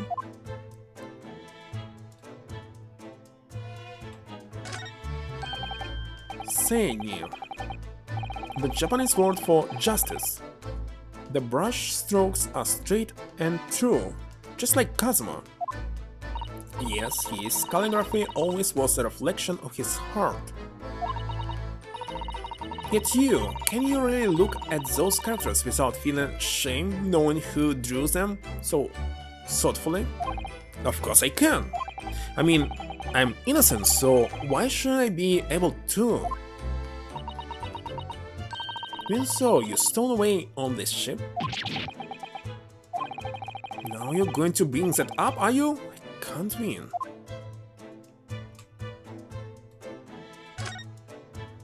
That's Kazuma-sama's precious sword. He never went anywhere without it. Yes, he was always saying that a Japanese man's katana in his soul. I believe he had to work very hard to convince the government to allow him to bring it on this trip. I suppose that shows just how important it was to him. And now he's gone, but I'm not ready to let his spirit go just yet.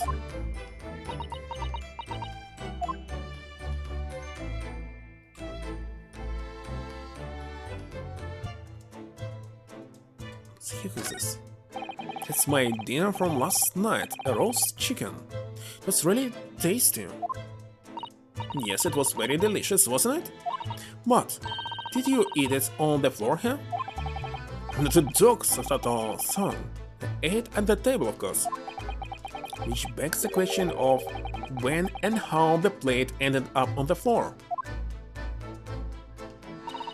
But Kazuma-sama didn't like chicken at all, did he? No, that's right. So he didn't touch it. Which meant all the more for me. Oh no. Does that mean would Kazuma-sama spend his last night on this earth with an empty belly? Just too horrible. Now I suddenly have a guilty conscience. And an itchy stomach.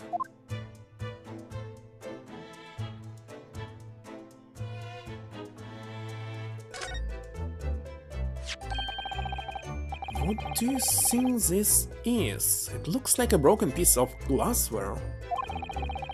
There was a thing worse, it appears to have a broken cleaning too. The glass is such a beautiful color. Looks like a cute little Netsuke fastener from a kimono outfit. Sure, that sounds like Kazuma. Wouldn't have secretly carried a cute little trinket like this around with him, would he? And the mark beside it. What is it, I wonder? It has a sort of brick-like here.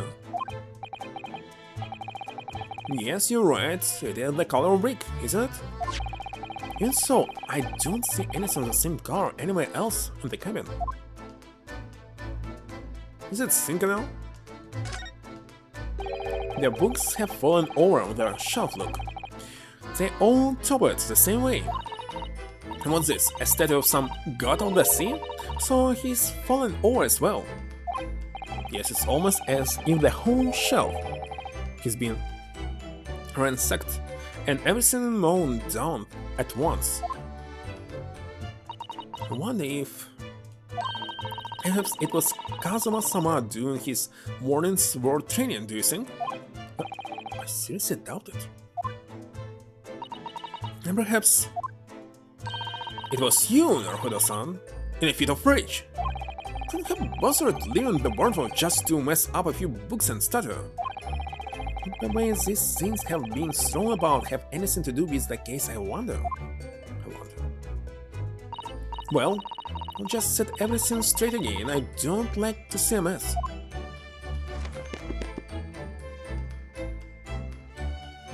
Not so much books.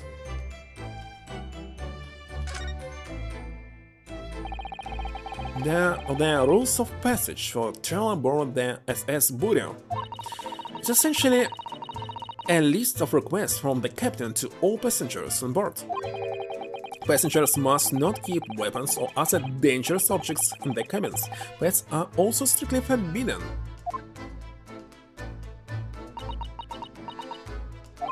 What? Why are you staring at me? Oh, sorry, I was just thinking. Are you more of a dangerous object or a pet? Can't decide. Well, one thing's for sure, either way I wasn't supposed to be in here.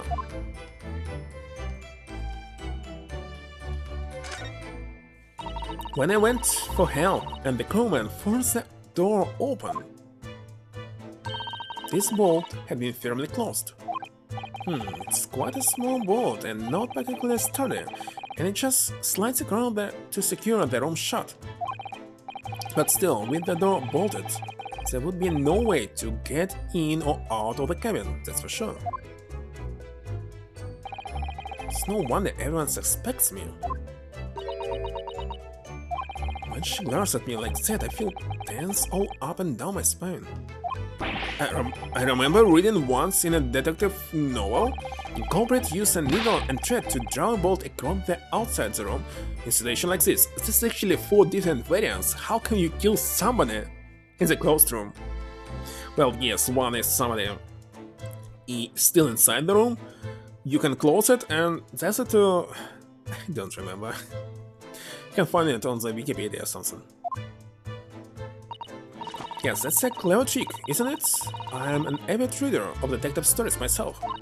But the door of this cabin and its frame are made of metal, and they seal together perfectly. There would be no possibility of using that needle and thread trick here, I'm afraid. Wait a second, I'm now no more than 4, even 5. Yes, you can use some mechanism to kill somebody, poison, etc.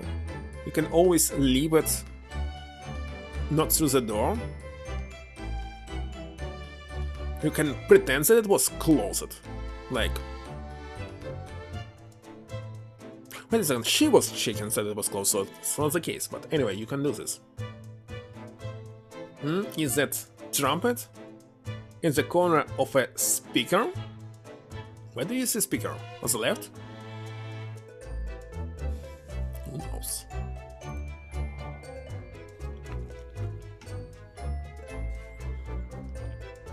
So yeah, this is speaker. Or ventilation? I have no idea. Maybe speaker. We can check it, I think. When she glares at me like that, I feel pins and needles all up and down my spine. Okay, let's check it. Oh, I cannot check it. Sadly.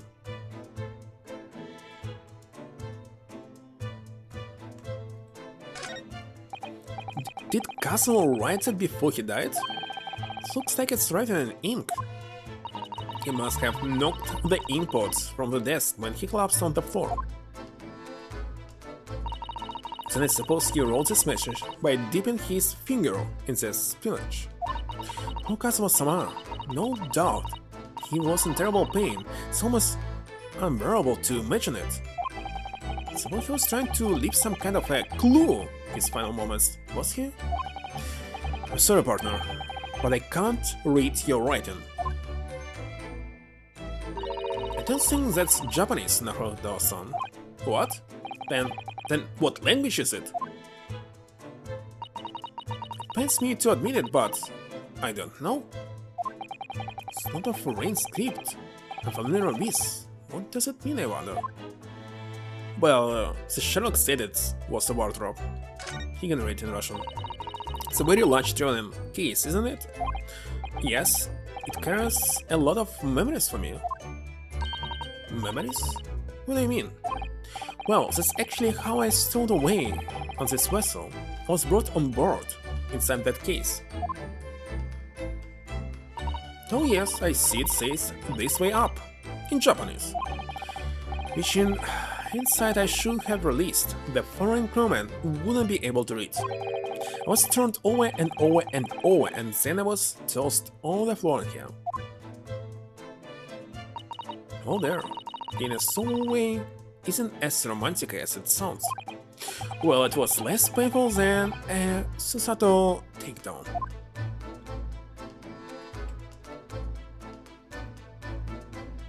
So I believe we checked everything here. So right. This is where Dara Kazuma-sama would have sat whenever he was writing. London Dairy. Oh, Kazuma, he didn't even make it to his destination. It looks as though the last entry is incomplete. Which means... what? He was in the middle of writing it when the incident happened? Let's see what it says. It could be a valuable clue. Yeah! It's out of the question. What? Kazuma-sama may have departed this world, but you must not read his private thoughts. But what if it's something important, something relevant to the case? Alright, alright. I won't read it. But I can read in Japanese. Oh, Kazuma-sama. Don't like prying into people's personal matters either. But in this case, isn't the need for clues more important? Oh, I can use gold reset, but I think it's unreadable anyway.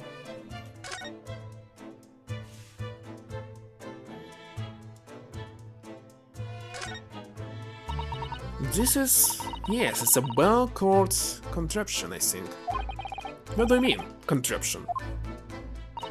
I read about it in a book I was studying that talked about life in Great Britain.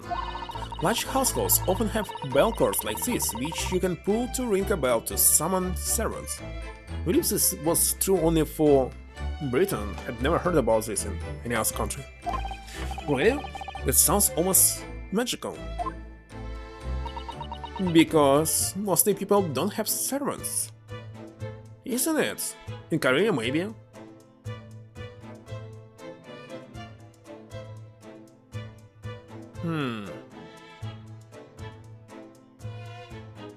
Definitely not in Russia. Yeah, for royal family, yes. But not for regular people. Let's see. Samson France, again, I think it was only for royal families.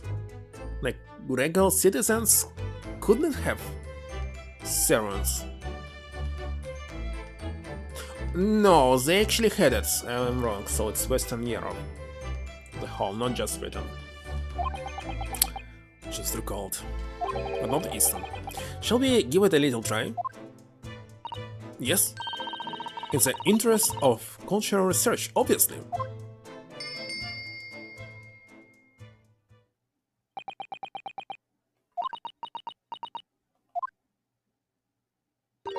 I suppose nobody counts for lonely Japanese people. No, I'm sure it's just that everyone is busy, that's all.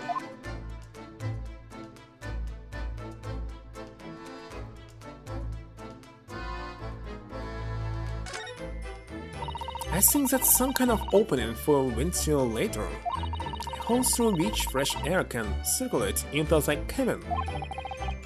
So, they killed him through this? Is that a little odd? What do you mean?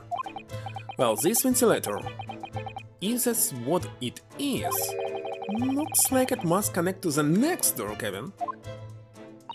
Yes, it would appear to, you're right. But if its purpose is to allow fresh air in the room, surely it should be connected to the outside. That's true. Ever since souls that rain and spray don't find their way in when the seas are off, something like that. I suppose maybe that's it. What is Sherlock doing? Who is that? He wasn't there a minute ago. As far as I can tell, it looks like he might be European. How did he... You noticed the man too, have you? I have no idea who he is or how he got in here, but he looks suspicious and tall. Suspiciously tall. Naruto-san, don't tell me. Do you really not know who that is? Well, no, I don't have any foreign friends or acquaintances at all. Doesn't look like a member of the crew. Something very unusual about him. And is he investigating Kazuma's desk, or is he just playing on it? I can't tell. Well, in that case, I simply must talk with him. Just imagine it, or does Susato-san look almost naturally excited? By the way, I expect that you'll notice already, but just in case, if you press X on people when they in the cross actually, you can converse with them. Right then, we'll get the supremely tall gentleman in my sights and see what he has to say for himself. Oh, please do.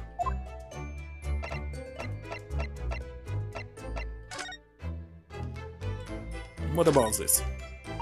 It's some 2 weeks It's some 2 weeks since we got sailed from Japan.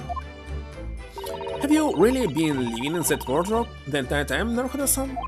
I think living isn't quite the right description. Oh, no, I suppose not. Also, it must have been rather exciting making this voyage in your own secret hideout. The trouble was I never knew when a member of the crew might come in, so yes, I did basically have to live in the wardrobe. Last night was no exception. Because of that, you had no idea what was happening out here in the cabin. No, sadly not.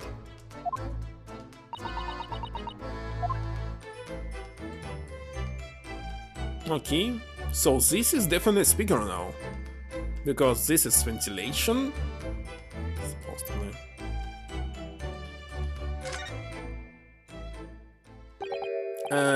Excuse me. Excuse me, do you have a moment? Sure. It's a critical point in my investigation. Still doing investigation? That's good. Maybe I should leave him alone. He seems a little unfriendly. Well, if he was not investigating, he would be sure that it was me. Isn't it? Maybe he's sure. Yes, perhaps that would be for the best. Greetings, I hope I haven't kept... What? Kept you long? What exactly were you doing Kazuma's desk just now?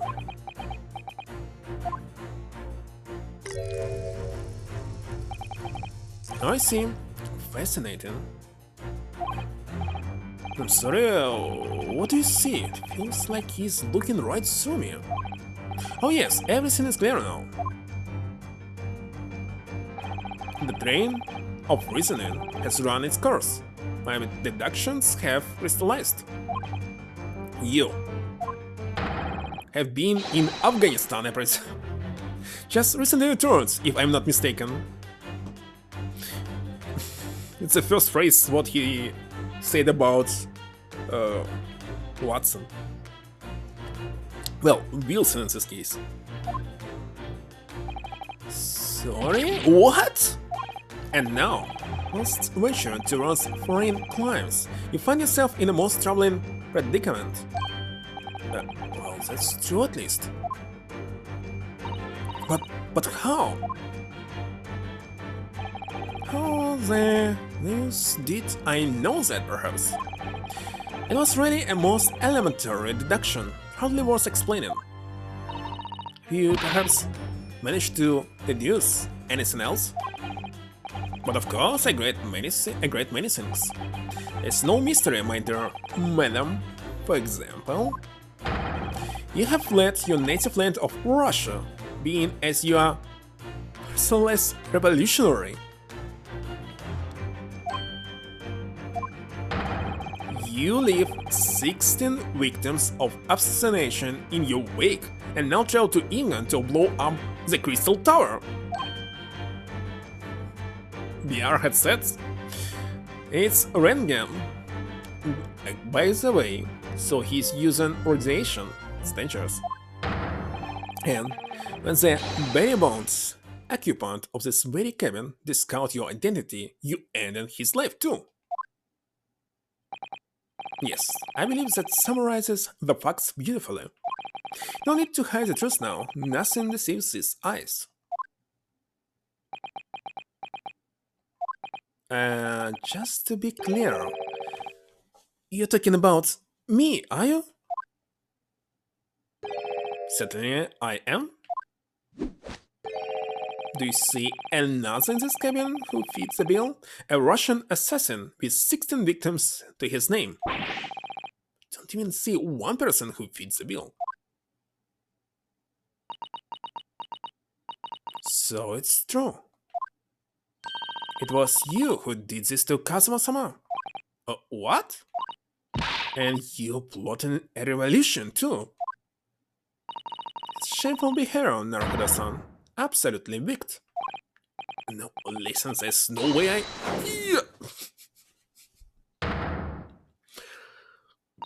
Now explain yourself, tell me everything. This is ridiculous. To be continued. How could you do it? For pity's sake, open your eyes. I'm not a Russian revolutionary, obviously. Oh, forgive me. And as for you, what kind of deduction was that? You were just saying the first things that came into your head. Oh, but I was not right? Whilst venturing towards foreign climes, you do find yourself in the most troubling predicament, do you not? Well, yes, maybe. Huh?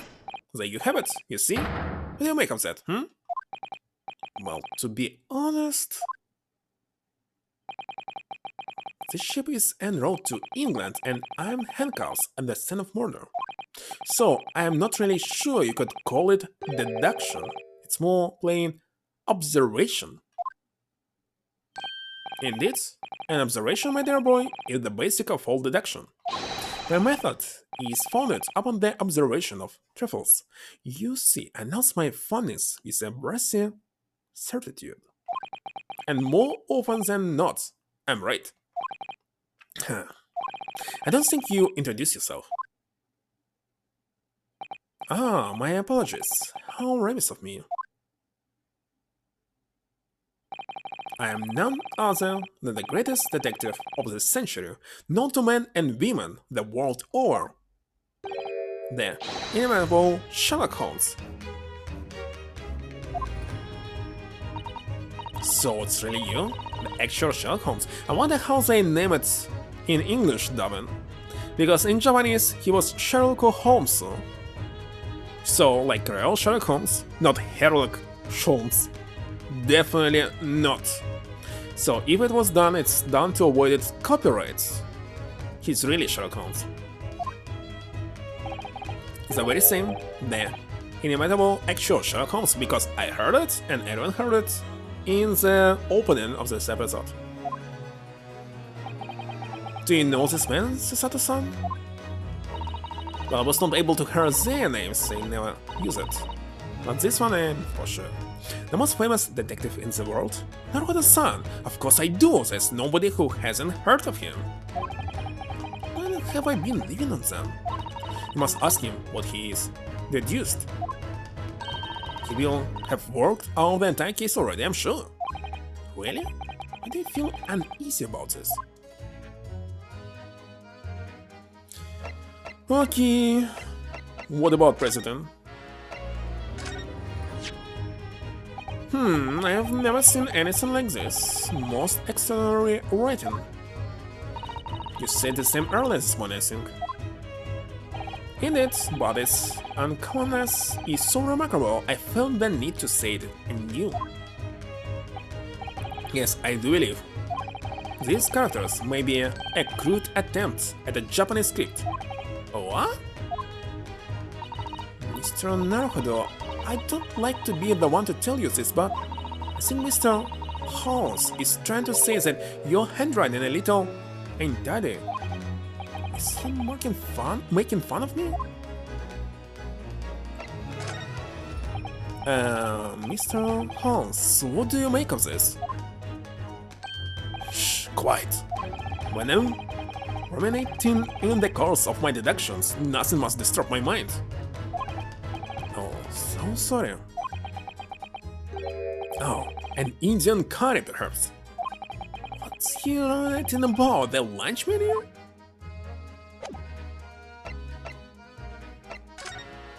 Okay, we can examine him. Great detective. Kazuma's death, but you were just an investigator. Before we started talking, you were examining Kazuma's desk, weren't you? Kazuma? Oh yeah, the victim.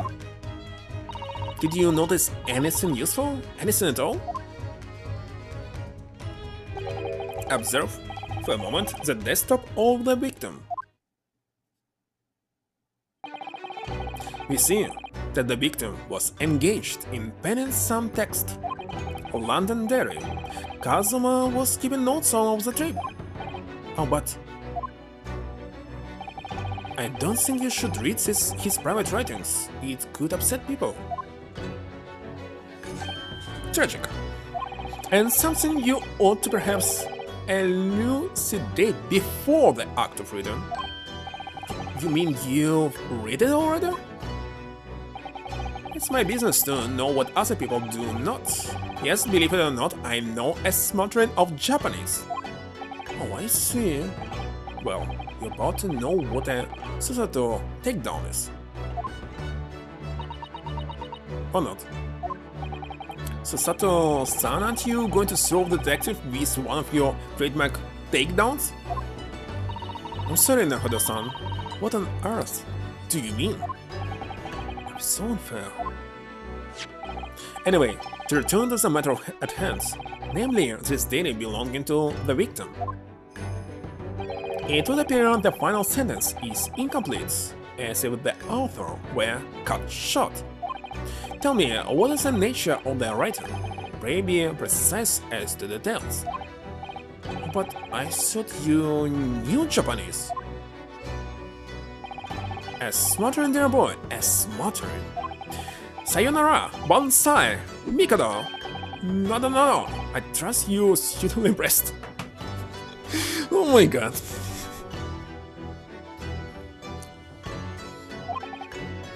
Nani? But this diary is littered with complicated-looking characters, of which I can read precisely none.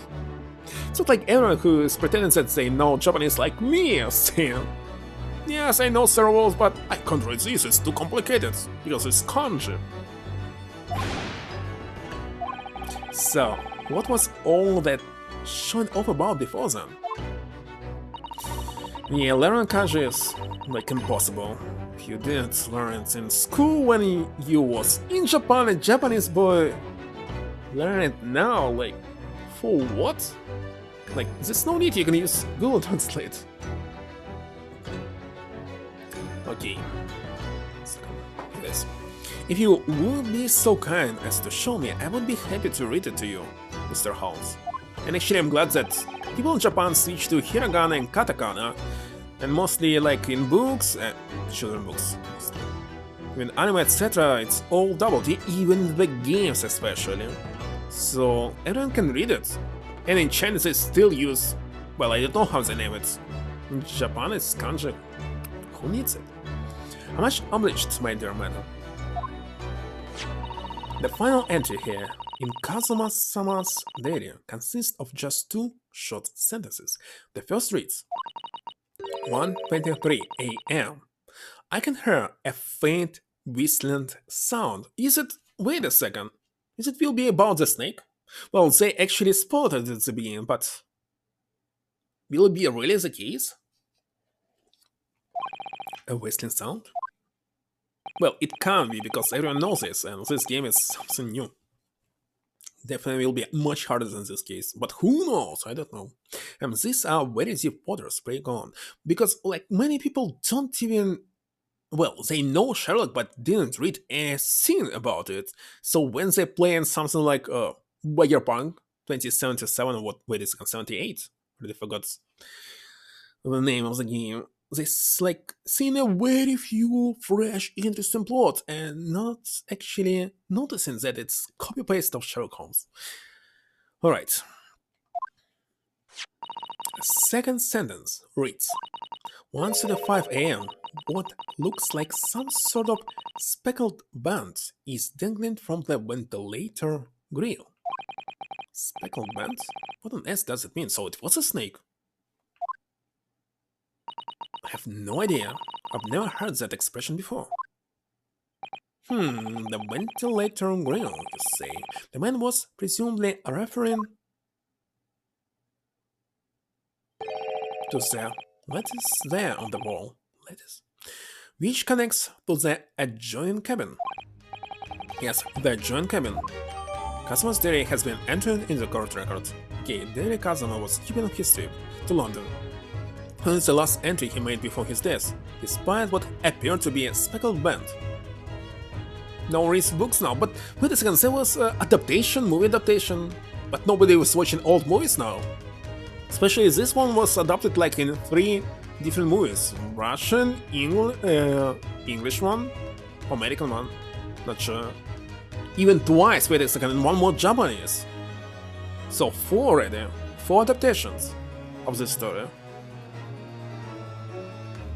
I believe it's much more than this. But here they old, nothing modern. Modern is, well, even Sherlock that was released as series, right now it's already old, so nobody watching this.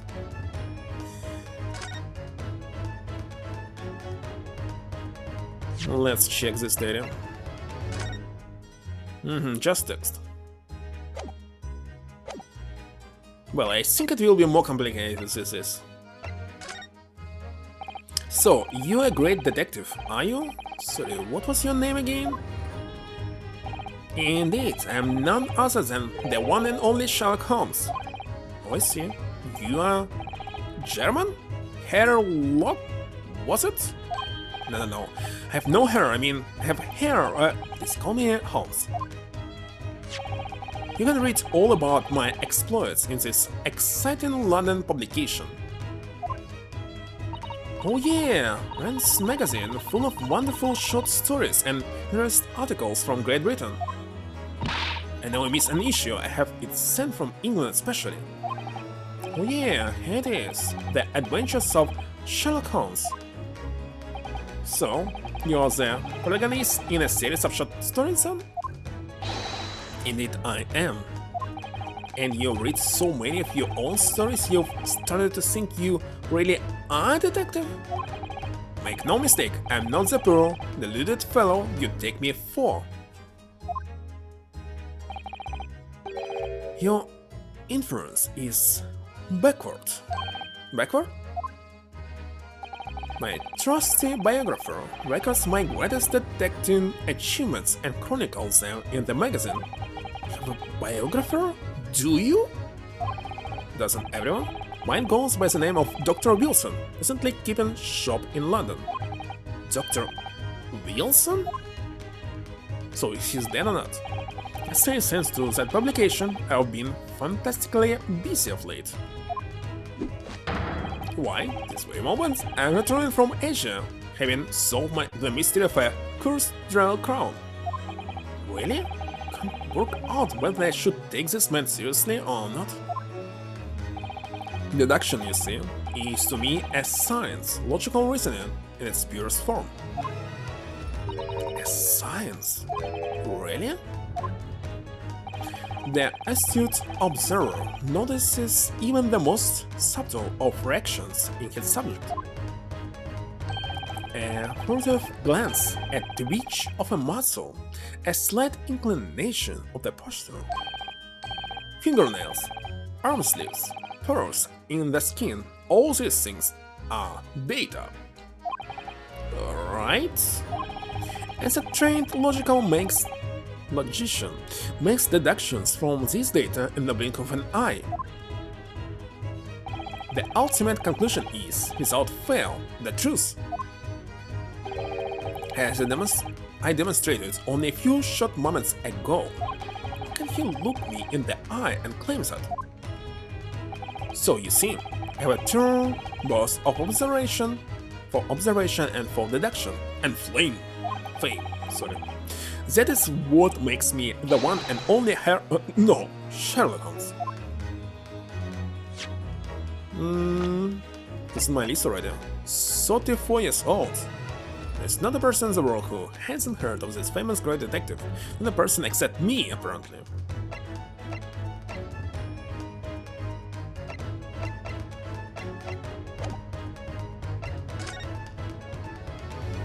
Have you managed to deduce anything about this particular case yet?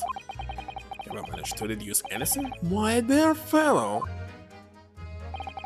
Who do you suppose discovered the culprit in his most cunning hiding place? That's right. It was none other than a great detective before you now, Mr. Sherlock Holmes. Oh, I see. In other words, and this now because of him. When I became anxious about Kazuma-sama this morning, I summoned all of the crew members to throw the cabin door open. And I concealed myself among their number, gaining entry to the scene of the crime. Yes, luckily for everyone, the great detective, Sherlock Holmes, was on board. And the handcuffs seems to be an excellent fit, Mr. Naruhodo. The very moment I laid eyes on the scene, two facts were immediately apparent to me. Oh really? Two facts, you say?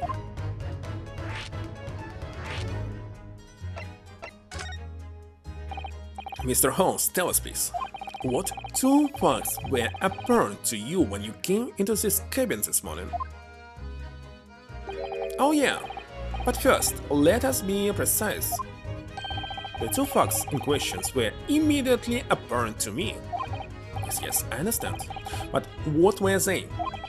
You need to elucidate. The two facts that I deduced from a mere momentary glance at the scene of the crime were as follows. Number 1. The cabin was locked from within, rendering escape of the culprit out of the question. Number 2. The victim was a Russian and killed following a dispute with an acquaintance. Hold on, Mr. Holmes. What made you think the victim was Russian? Observe the dying message left by the victim on the floor. Garderobe. That is the Russian word for wardrobe. Well, at least he knows Russian, not Japanese. Do you really think Kazuma-sama could have left a damn message in Russian? In their final moments, many find their native tongue filling their head. Was this young man Russian? Kazuma was Russian, was he? Initially, I considered Garderobe maybe the name of the killer, a certain Robert Gard, perhaps.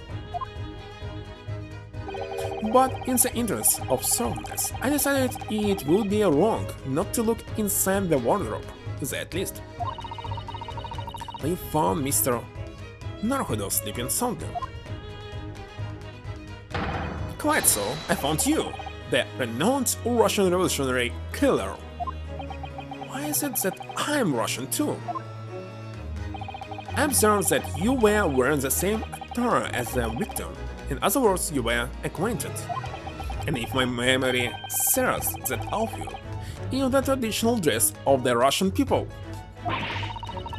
Our school uniform as a traditional dress of the Russian people? I had no idea!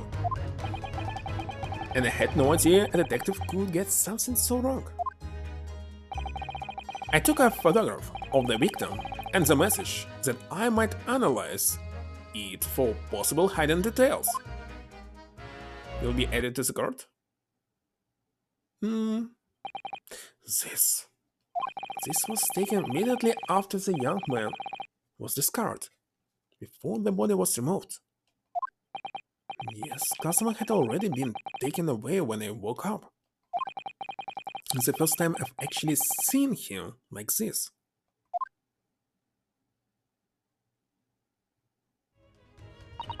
Are you alright, Mr. Naruhodo? Yes, thank you.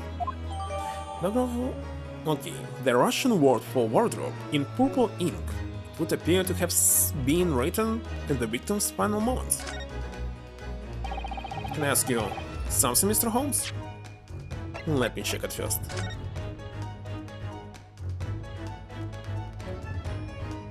So, I actually doubt that he knew Russian, but who else could do this?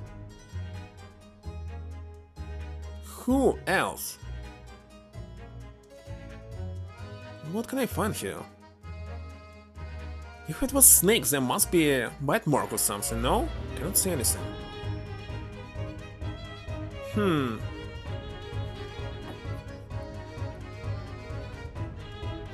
Let's see. What? Pray. You mentioned Russia before as well, didn't you? You know, when you said I was a first-time revolutionary, fleeing from Russia and all of that.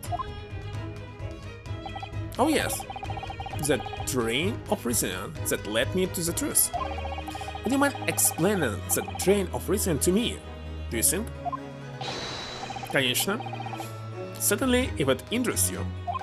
How many times? I'm not Russian and I don't speak Russian. Can we talk about your deduction before? The things you concluded about me, I mean. Oh, the now famously acute troubling predicaments you find yourself in? Actually, it was the other details that I was more hoping to discuss. You know, the merciless Russian revolutionary and assassin of 16th part. Oh yeah, the more sordid details.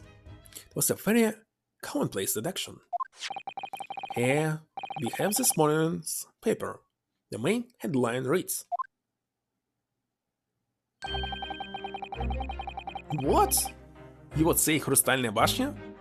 Пенсионер Винен, борщевик, убегает из России через Шанхай. Shanghai again! Look at this! It's connected to the first case. So, revolutionary villain Bolshevik fleeing from Russia through Shanghai, and his target is Crystal Tower. Anything else is unreadable.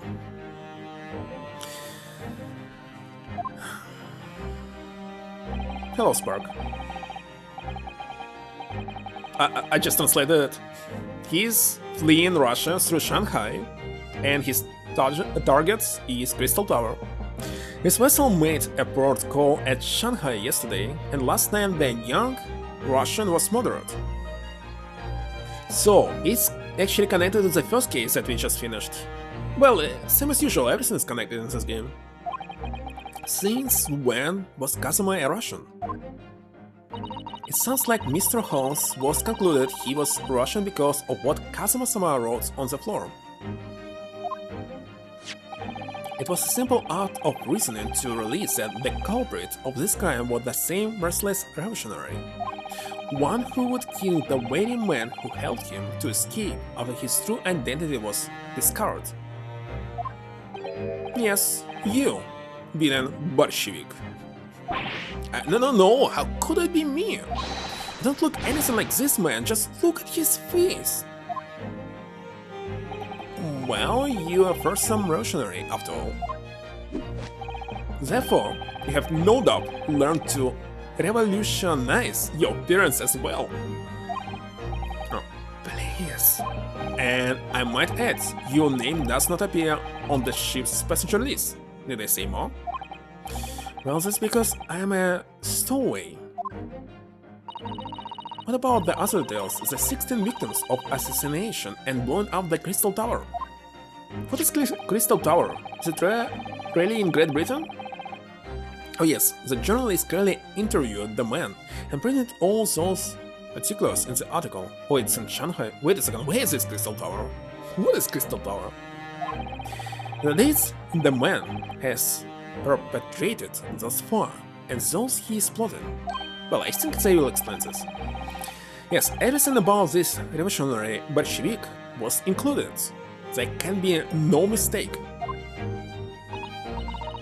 And Bolshevik is actually a plant. There's several types of it, but mostly it's very dangerous if it's, well, juice will... well, if you try to, I don't know, to do something with this, it just is like, it's not poisoned. But if it's on your skin, it's very exposed to UV light. So if you touch it, go outside to the sun, and UV is like more than 2 and high, it's like regular sun. Not night, not evening, morning. You will get your skin burnt. It's like, I don't know, anti-sunscreen. So instead of protecting it, momentarily burn you. So if you touch this plant, you must go into some house and stay here like several weeks. You go outside, you're dead. It's very dangerous plant. Do revolutionaries usually agree to interviews with newspaper reporters, I wonder? And what about the part where you said I was just returning from Afghanistan? Also quite clearly stated here in the article. Bolshevik is recently returned after a period of subversive activities in a war-torn region of Afghanistan. But even is it anyway? This Afghanistan place. Here, take the paper for yourself. It's a real memento of this great deduction. Oh, by the way, it's another scene. The war between Russia and Afghanistan. They said that there had never been any war at all, just operation. Actually, in the modern Russian history, Russia had never been in war with anyone except German. Yeah, this was never Second World War. It was just a war between German and Russia. Can you believe this? Oh, thank you. I've surveyed all that is of interest to me within its pages, but I see no rubbish being nearby. Alright, an article on the front page of Russian newspaper. Headline reads: Russian Army William Bolshevik flees Russia via Shanghai. And you may find the article on the back page of interest as well. Let's check this.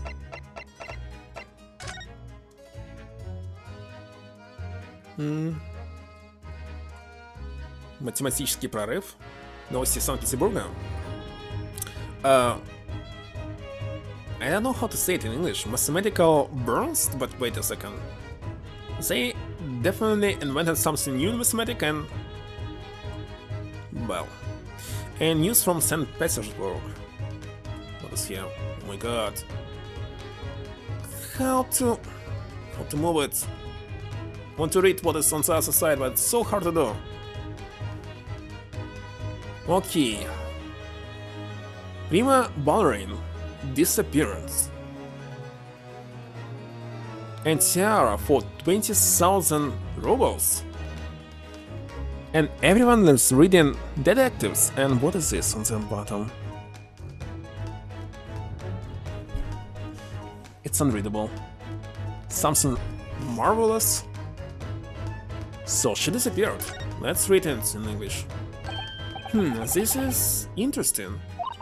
Have you found something relevant, Naruhodo-san? She was in Shanghai where she disappeared. Kaleta.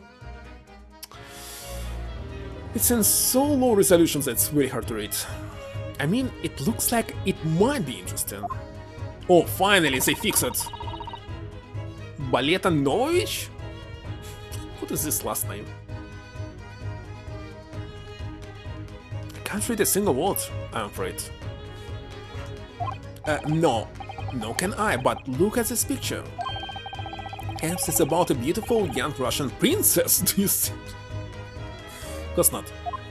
She's very pretty, isn't she? I suppose you enjoy articles like this, do you? Well, nobody I believe in royal family can be found beautiful, but artists, yes. So she's artist. I don't know, I can't make any sense of it. Oh, I'm glad you noticed this article. Allow me to give you a short summary of its contents. Oh, thank you. It pops up everywhere, this Mr. Sherlock. It's about the disappearance of a young lady last night. No, it's prima ballerina. Prima, I don't know. Of the Novovich ballet disappears from Shanghai. Wait a second, it's ballet Novovich. I got it now. During a performance in Shanghai, the famous dancer was reported missing. She is, of course, the talented young Nikolina Pavlovna. Wait a second, in the low resolution I was able to read that it's something like Nikolina, but when they actually zoom it in, the text has changed. Why are Russian names so hard to remember? Nikolina Pavlovna? To appear, the woman was in caution when she was found to be missing from her dressing room. Wearing the diamond tiara you see pictured, which is worth some 20,000 rubles. How much is 20,000 rubles? Should be a lot. It's like $20,000 in 19th century.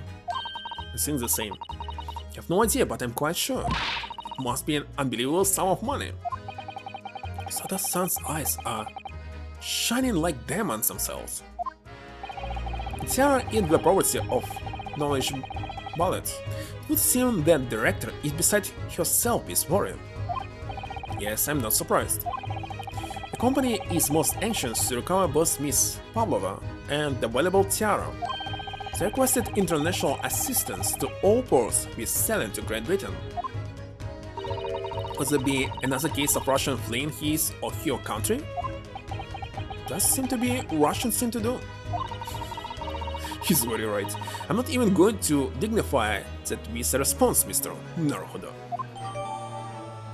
Okay, the article. An article on the back of a Russian newspaper. The headline reads, "Old prima ballerina of the Novovich Ballet disappears from Shanghai."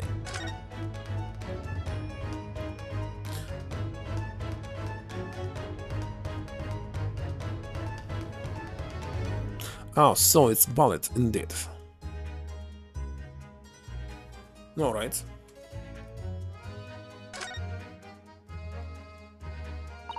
I'm afraid I can't read a word of Russian. No, me neither.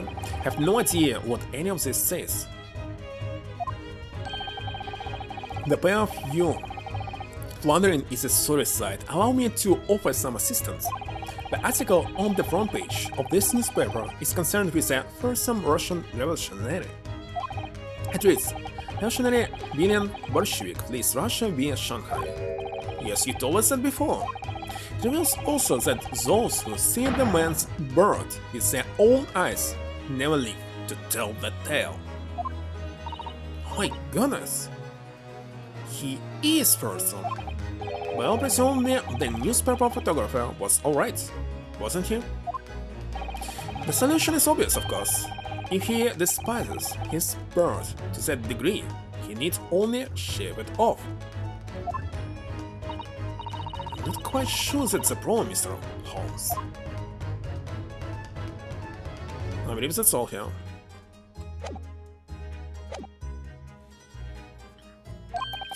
On the back. Cast your eyes over it sometime if the interest takes you, though you may need someone to interpret. It's all written in Russian. I couldn't hope to read it, but I suppose it wouldn't hurt just to glance at the article. We already did this. Maybe there might be a picture too.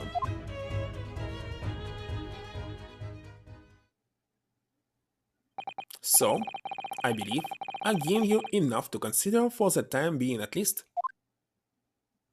Oh, do you have somewhere to go? As it happens, the victim's writings in his diary have piqued my interest.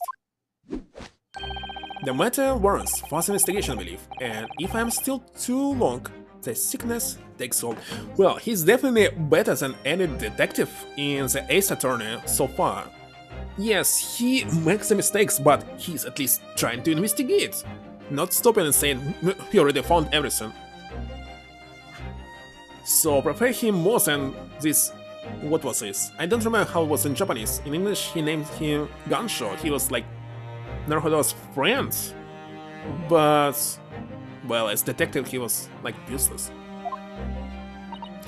Oh, I suppose you were thinking of investigating the cabin next door, which the ventilation connects to. Great detectives are a curious breed. Our minds rebel at stagnation. We crave mental exaltation. So yes, I intend to investigate, and the truth will become clearer soon enough. Do you think perhaps that we could go with you? No, that would be somewhat complicated. What? But why? Simple glance at your wrist should reveal the answer. Oh, this. After all, you're the prime suspect in this matter, no? There's no point trying to turn it into a question. You're the one who decided I was the culprit in the first place. Whatever do you mean? I have no recollection of naming you as the culprit at any point. You must be joking. You just said it only a moment ago. Jeremy, you're clearly misguided. You have no cause to say such a thing. Well, actually, Mr. Holmes, I did hear you say that too. You're quite sure? Well, that's very strange. Holmes definitely acting like me. Wouldn't have said you had the face of a criminal, you know? Not really. So what? Were you looking at my knees before? Some great detective you are. Well, anyway, that was then and this is now. What do you mean? What I mean, sir, is this. If you are the culprit, then you must play the part more convincingly, roll over and accept your fate. Now he's just being plain rude.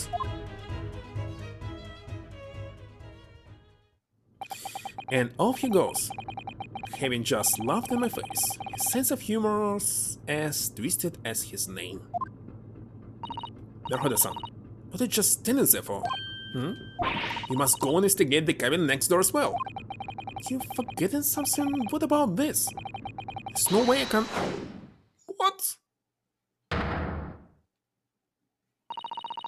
After Kazuma-sama spent his damn moments struggling to leave us a clue, you're willing to give up? You're just going to roll over and accept your fate? As if you gave me any choice in the rolling over part. I think we still have some investigation to finish off in head first, don't we? Let's carry on examining what we can in this cabin while we wait for a chance to sleep next door. Good idea. Sedation doesn't look good for me, but there's still things I can do to help myself. And I owe it to Kazuma to do everything I can to find a way out of this and bring the real culprit to justice. Is that something wrong, Naruhodo-san? No, it's just that crewman standing by the door. Can't help feeling like I've seen him somewhere before. It looks like another detective, isn't it? Oh yeah, you're right. He does look familiar. Well, I noticed it like an hour ago. Excuse me, Esther. So it's definitely him? Hoto... Forgot his name. Hoto-san. Yes, what can I do for you? Indeed, it's him. I recognize that face, but it can't be.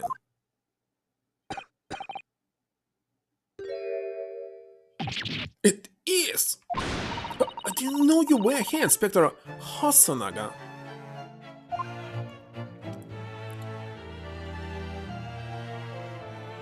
Hello again.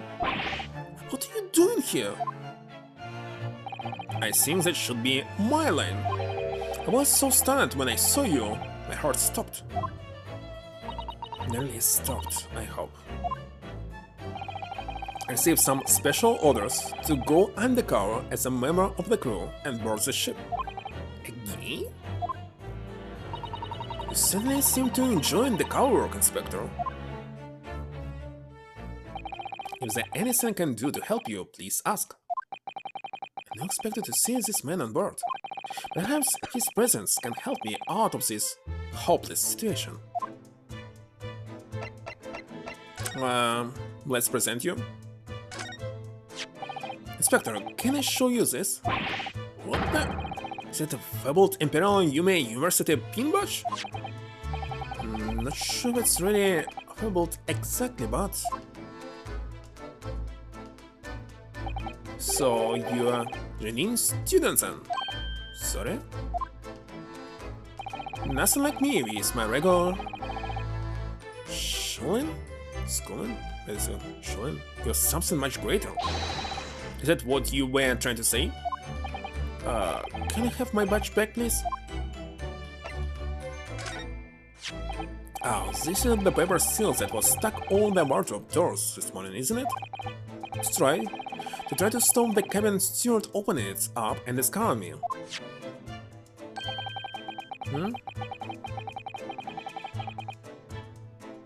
You want to request something? And what the Shen for Dreamcast? Well, definitely I would play it on Dreamcast or not something else. Even if you requested to play it on PC or something. It must be the first version.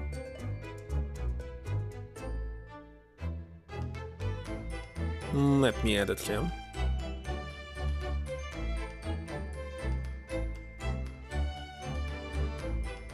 Or was it on Sega Saturn? I believe there was like better alpha version. There were many games on Saturn that were later were officially released only on Dreamcast. So there's supposed to be a Saturn version of it as well. Maybe just video. So after this game there will be a Dark Side Chronicle, and after Dark Side Chronicle it will be a Shenmue for Dreamcast. That's for sure. Well, Dark Side Chronicle should be finished in like 3 or 4 streams. This game, I was not able to finish first episode in one stream. And here I'm not even in the middle of the second episode, so I don't know how many do I need, maybe 12 streams? Kinda a lot. Yeah, as I expected. Like, many games we developed initially for Saturn.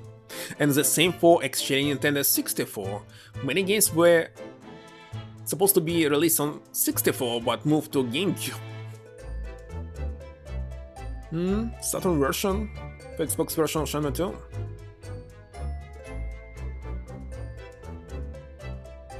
Wait a second, Shenmue, why it's not Shenmue Air?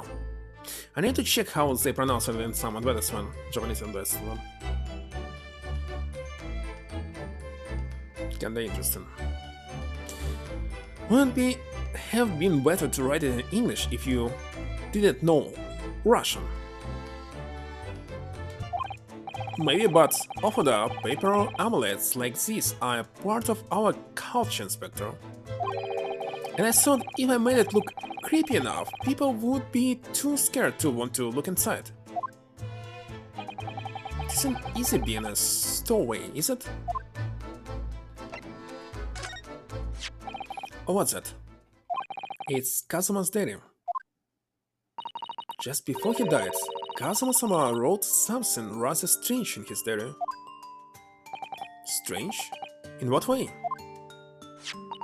He wrote, what looks like some kind of speckled band is dangling from ventilator reel. By the way, Spark, did you read every single story of Sherlock Holmes? Oh, nobody reads it. No. You should? I think actually that Conan Doyle's books like the most important books for Great Britain? UK? And he wrote not only detectives but fantasy stories as well. Well, adventures, but... And sci-fi? Talking about this Mystery Island, I don't know how it was named in English.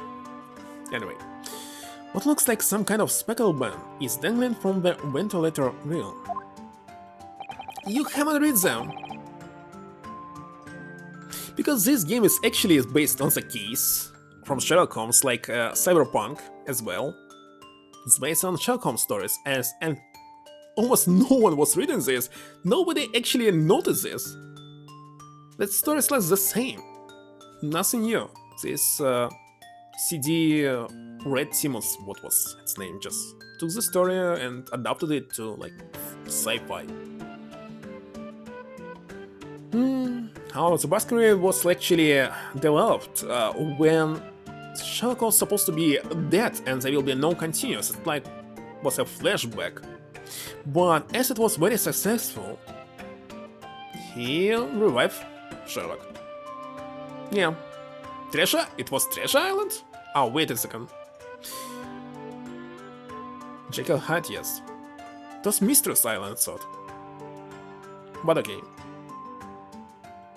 Jekyll and Hyde. Was it Conan Doyle as well? Looks like. Knows the story very well, especially video games about it.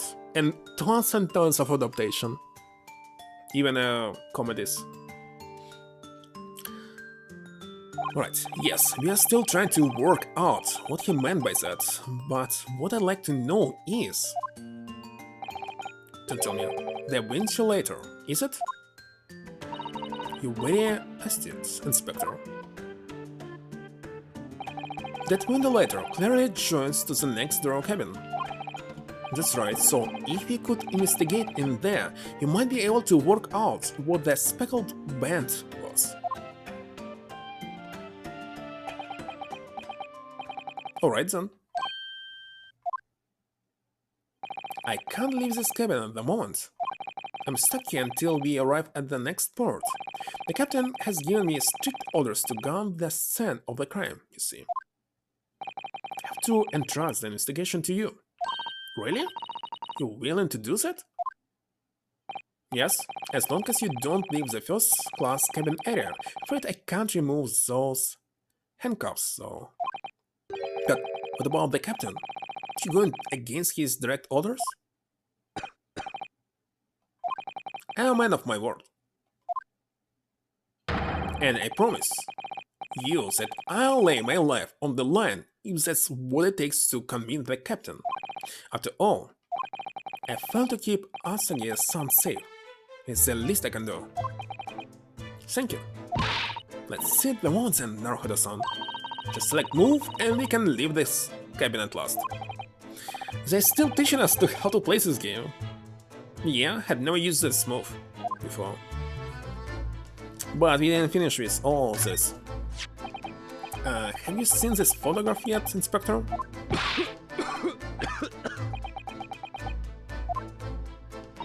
Oh dear, are you alright, Inspector? Yes, sorry, I'm fine. I was hoping to hide my upset with a fit of coughing and spluttering. I'm usually very good at it. But trying to stifle my feelings seems to have stifled my cough this time. So sad. Oh, by the way, what is more sad, why Arthur Conan Doyle, the famous detective writer, actually was believing in ghosts and other stuff. Not in his books, but in real life. It's very strange to me. Asagi-san was such a promising young man. The Empire had such high hopes for him. Even though I'm just a detective. They're all going to miss you, Kazuma.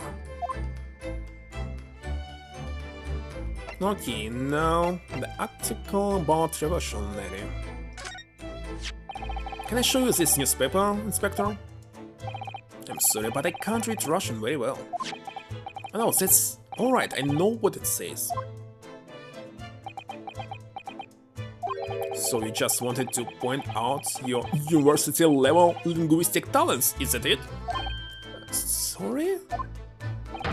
Nothing like me, with my regulars. Is it schooling? You're something much greater. Is that what you're trying to say? Sorry, I forget I mentioned it. Let it be schooling. Can I show you again? Wait a second, it's another side, but it will be the same. Sadly, I cannot skip it. So let's skip it.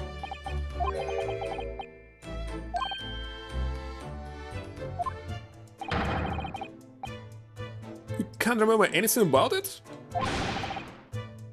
When I was reading this Heart of Baskery, for me it was like horror. I was, I believe, just 5 years old. And really, it was so creepy that I was not able to like stay at dark because of this for like 1 week.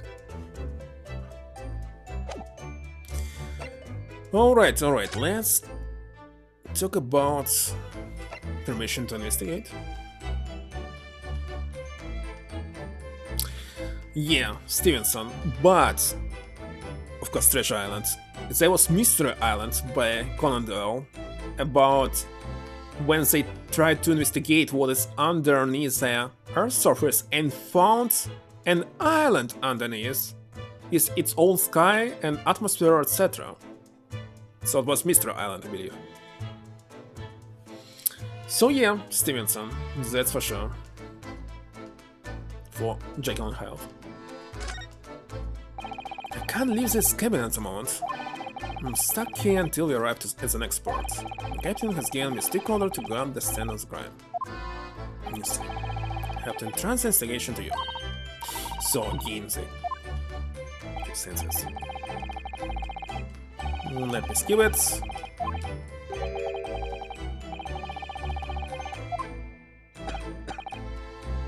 Well, he didn't explain this. He said, like, he doesn't care about this. Maybe it will be explained in the future. Well, it should.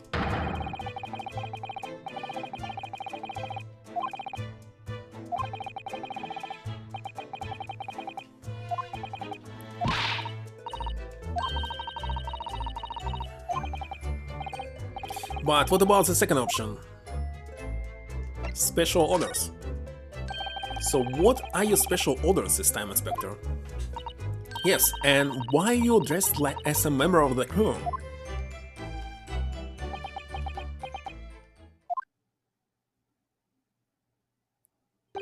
I'm so sorry.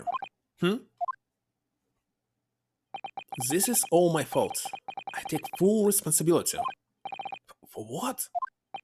My orders were to act as Asagi-san's bodyguard. It was Minister of Justice Jigoku. Wait a second. Jigoku. Sangoku. Jigoku, who pushed for this overseas study turn to go ahead. Consumption. And he entrusted me with ensuring that Asagi-san reached Great Britain without being assassinated.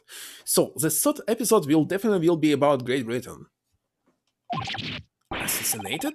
How could that even have been a possibility? I'm not sure.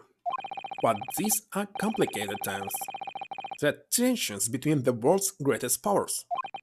Minister Jigoku said we should be prepared for all eventualities. Unpronounceable for me. It's incredible. I don't believe it. Kazuma-sama was assassinated? Obviously, we couldn't give Asagi-san a visible security escort. Which is why I'm undercover now, posing as one of the crew.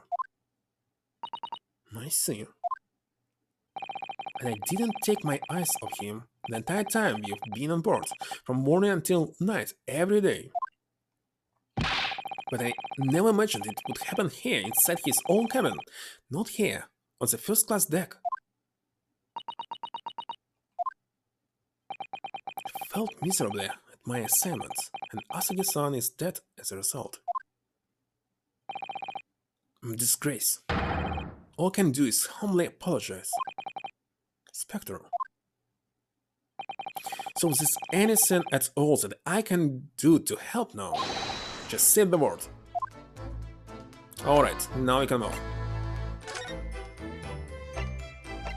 Cabin on SS Buya and the scene of the crime.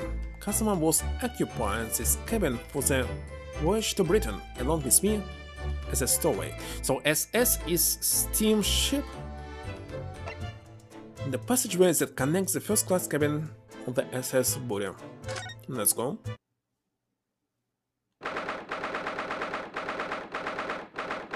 It's almost 8 AM.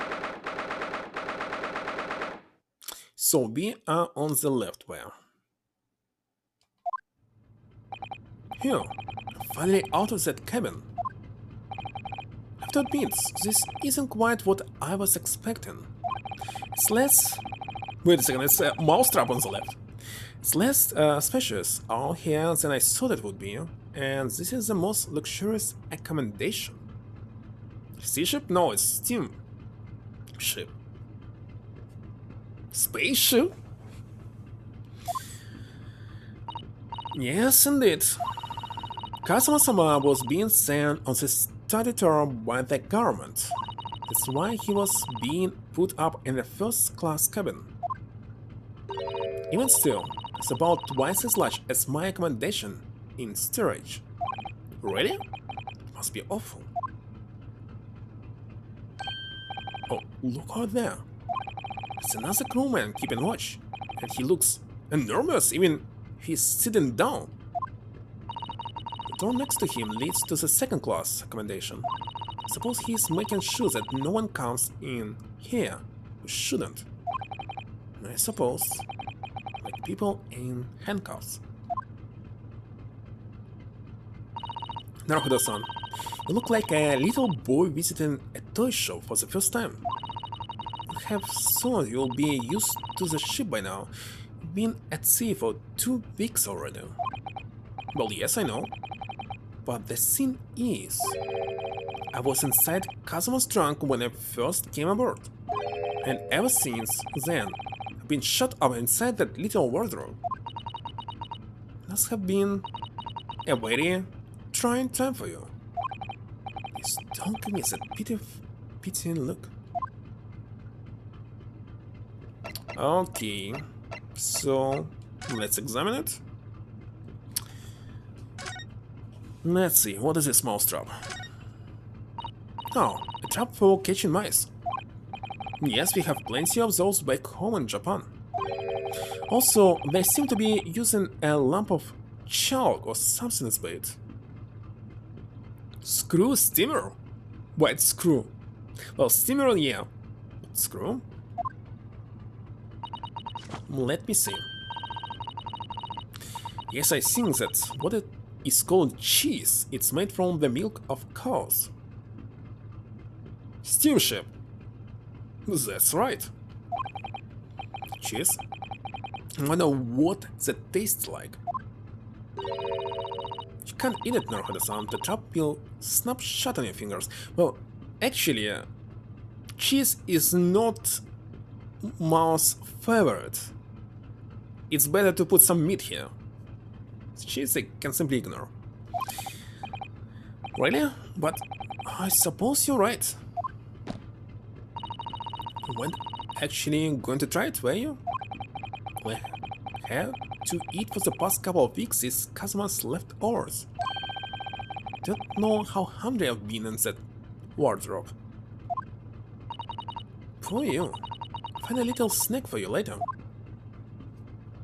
Now I want to eat. What do you think is this? It's a very pleasant shape, isn't it? That's the emergency alarm. It's probably best not to touch it. Oh, by the way, snakes cannot hear, right? So whistle will never work on snake. That's right. So only the person who don't know snake was trying to whistle to get its attention. That's right. Oh, an alarm. It says press only in times of emergency. Looks as though it sets alarm bells ringing all over the ship and brings the vessel to complete stop. By the way, yeah, it was actually mentioned in the novel that Sherlock Holmes actually failed to know this. He was thinking that Snake can listen to the whistles. They feel the vibration, yeah. But it was in the story actually. What is on in real life, I don't know. Maybe they can hear the whistle. In the story, like, it actually was explained that Sherlock Holmes cannot know everything. He is not a superhero. That's why it was added here. Oh, this I have to see. What are you doing, Naruhodo-san? You mustn't touch it. But this is an emergency situation. Just look at these handcuffs. You know full well that's not what the alarm is for. If you were to bring this vessel to a standstill for no good reason, you'll be in an even worse situation. I wish everything would just stop, the ship included. You have to do something foolish. At least make it something that doesn't affect anyone else. Let's check the door. First class cabin number 1. Yes, that's our cabin.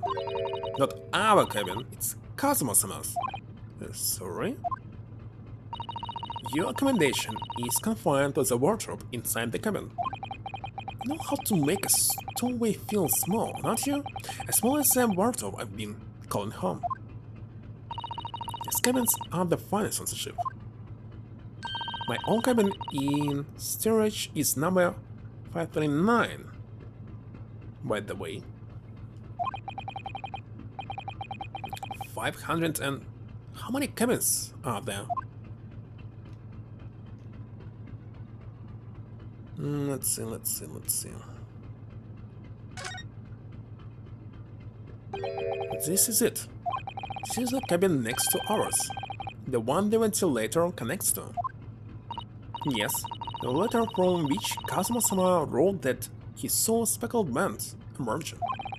Maybe whoever's in this cabin can help solve that particular mystery. Let's ask. Wait a second, I'm not ready to go inside.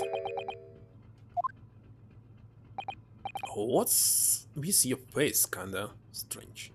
I mean, this painting.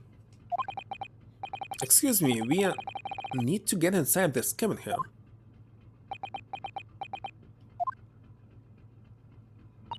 This sailor's eyes speak volumes. They're clearly saying, keep out. That's what I wrote on the sign we put all the wardrobe doors. Also, this man's version is definitely more effective. It doesn't look like he's going to let us pass. That's a problem. It's definitely a problem. This looks like a plan of SS Buria. It shows each deck. Look. The Buria is a large-scale steamship with a triple skinned hull. What a marvel of an engineer. That's what been playing on my mind for a while now, actually, but how is it that such a huge lump of metal doesn't just sink to the bottom of the ocean? Also, it's really quite simple, Naruhodo-san. It is? Well, consider the Japanese archipelago. The islands of Japan? Yes, they're not metal, but they are enormous lumps of earth, many times larger than the ship. And they don't sink, do they? Have been floating happily on the sea since the gods created them. I suppose so. Alright. There's a huge book on top of the table there. There's a pen next to it. Yes, that looks like the ship's log. Should we have a little look through it? Writing is so neat and precise. Every detail about the voyage has been meticulously recorded. Wouldn't expect a rough and ready sailor to have such beautiful handwriting. And nothing. No reaction at all. I thought he might appreciate the compliment. Does not understand you, isn't it? I'm not sure that rough and ready is much of a compliment, Naruhodo-san, even to a sailor. Anyway, last night's log is mostly blank. Presumably that means there was nothing to report.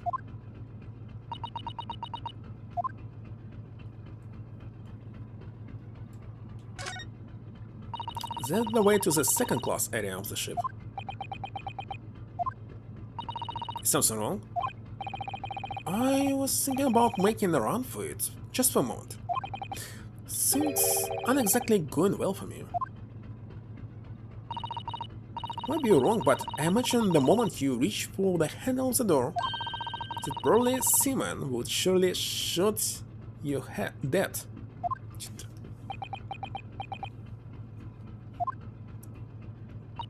Oh damn.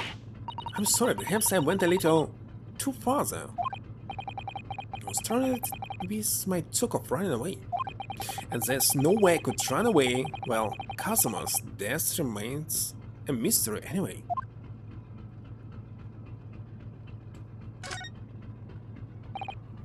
Excuse me, but could I ask you for something? You? You little stowaway mother! It wasn't a good start, was it? Alright, let me try instead. Let me. Good day, Mr. Seller. I'm so sorry to trouble you, but could I perhaps ask something of you? You? You little third-class ladies' maid? Oh. You seem to have caught the seller on a bad day, Sato-san. I'm not sailor. My mother gave me name. I'm senior crewman. Beef Stroganoff? Oh my god. Yo, the best thing is just to avoid eye contact, I think. Or last night. Are you on watch here all the time, Seaman Stroganoff? Да, all time, so criminals like you cannot come in or get out. I wonder, could you tell us anything about last night at all? It is said about Student Boy. Were you on watch last night as well? Of course. And did you notice anything at the time? Anything unusual?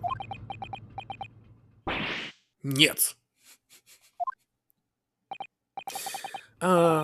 Sato-san, did you understand that? It was like, no. It was clearly a no. I saw nothing unusual, nothing at all. And you didn't hear any strange noises or sense anything was wrong in some way? I said, no. Sorry? I'm not so sure. I could have sworn that he wouldn't catch my eye for a moment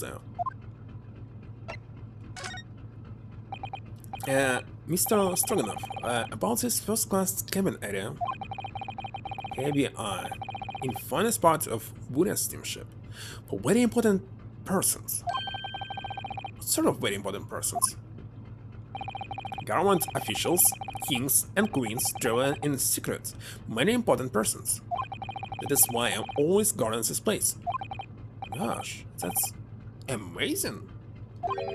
But somehow, I let stupid soul way inside. I want to pick you up and throw you in ocean, but Stroganoff is not animal. Thank you? If I may, I was wondering, is the cabin next to Mr. Asagi's currently occupied? Da. Sato-san, did you understand that? Sounded like da. I think it's probably Russian for yes. Oh no. Genius.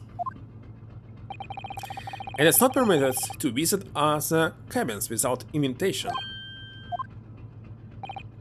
Well, it sounds like there's somebody in the next door cabin at least. Yes, it's... tend to listen?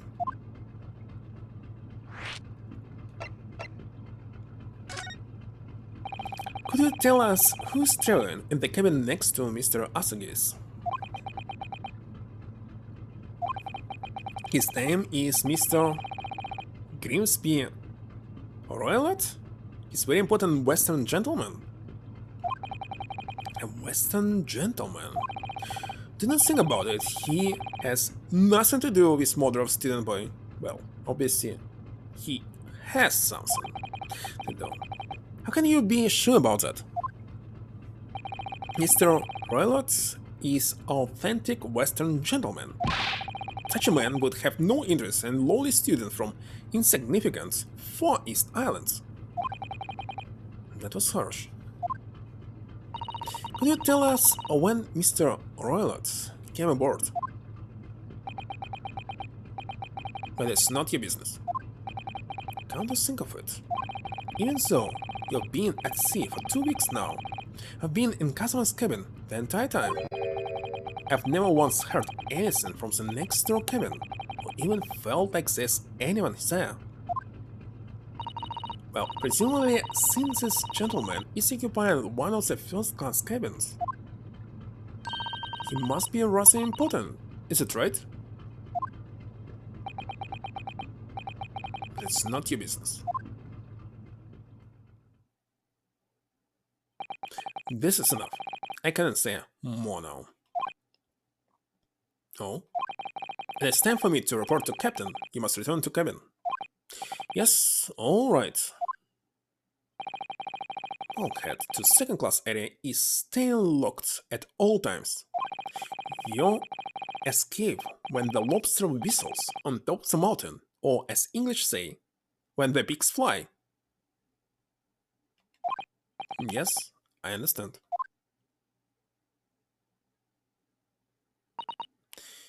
Good, now we can investigate this area properly, shall we?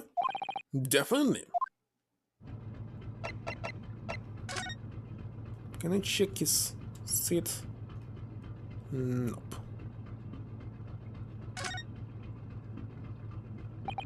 This is it. It's the cabin next to ours. The one the ventilation connects to. He has the ventilator from which Customer Samara wrote that he saw speckled band immersion. Who is in this cabin can help solve that particular mystery. Let's ask.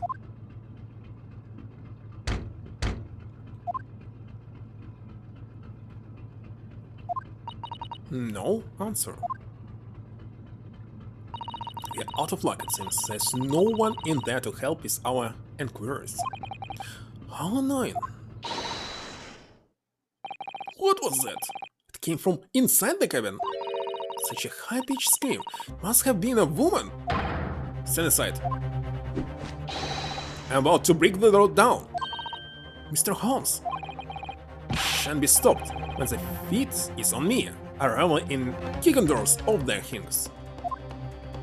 Please, wait, Mr. Holmes. The door doesn't appear to be bolted. It doesn't? Then how the deuce can I dispatch this musical urge? What pray can I keep? I think we should go in. There's no time to think about stress leave.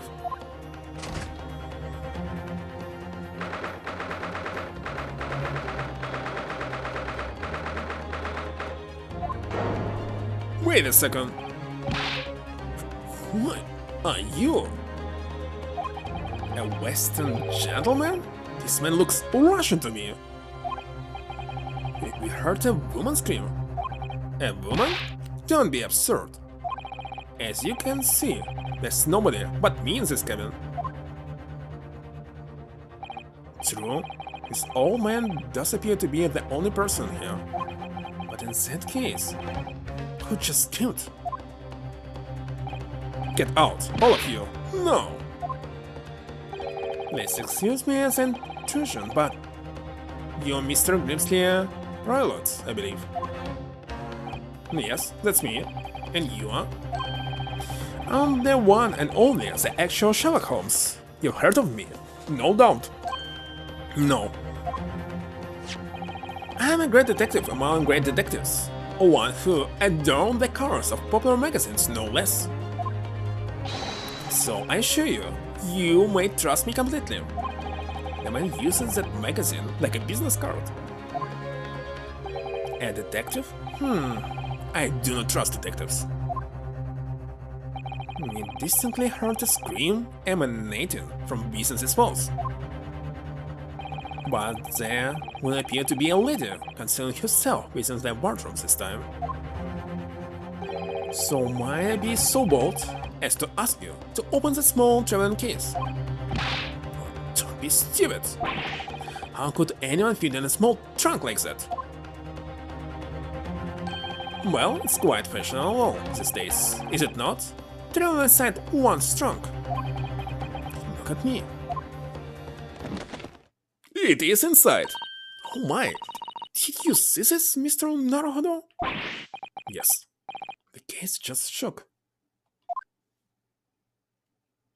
Leave. No, otherwise. I'll call the steward.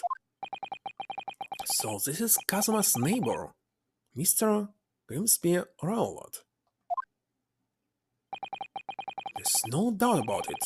The strange Russian man is hiding something. Couldn't agree more. Let's see if we can find some clues before the burly seller returns. So what about this? Wait a second, why are you inside the wardrobe? Oh my god. What do you think you're doing? This is my cabin. Get out!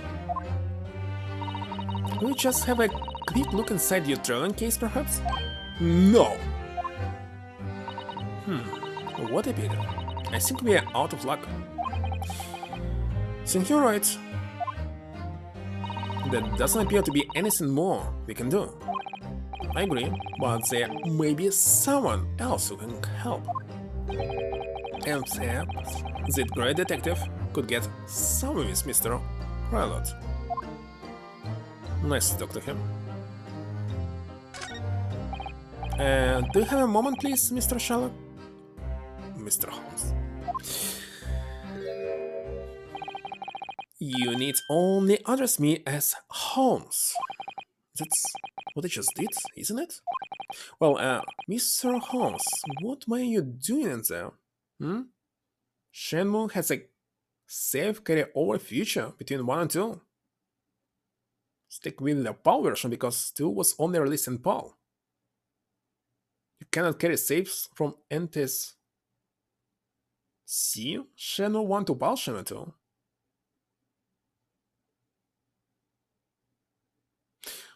And by the way, I think it's possible to carry. You just need to hack the save file. Anyway, it will be PAL. Let me record this. I need to check it. Oh, by the way, is there any Japanese version that was translated into English? I'll check it anyway.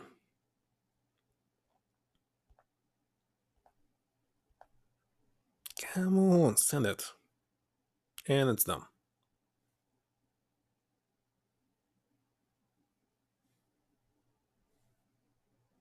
Dodger? Constantly hacking something, isn't it? Like it was with Code Veronica. Well, do you remember Code Veronica? We hacked the save file in real time without any problem. Alright. Mr. Holmes, what were you doing there? Why? I was resting, of course. Resting? Indeed, I was contemplating our sea voyage from the confines of the wardrobe, whilst waiting. Waiting for the inevitable time that you would need to call my great powers of detection into service. Oh. And it would seem that the hour is upon us now. The time has come. Am I mistaken? Well, no actually. It's spot on for once. Observe closely. Our Russian host in this cabin, Mr. Rilot, is clearly trying to hide something. Wait a second, why he is actually... He felt only once since the very beginning, but now he's kinda very logical in every statement. And do you know what is the most effective weapon to use against the Russian hiding a secret? Oh, why? The truth, of course. Though it should be pointed out that such methods are not exclusively for the Russians. Right? Can you imagine how the Russian will react when the secret he guards so closely exposed? Would you like to witness it? Oh yeah, please. Well then, what you're about to see may well astound you. For I am about to apply my great detective's great admired great deduction to the case.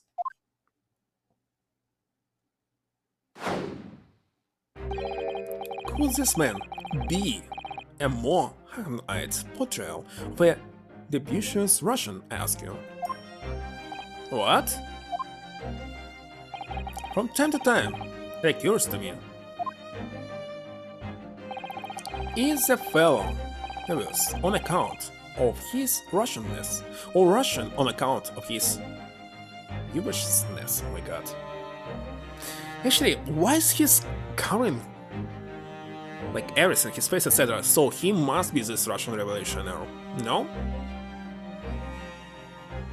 Or he's someone else. Let's see.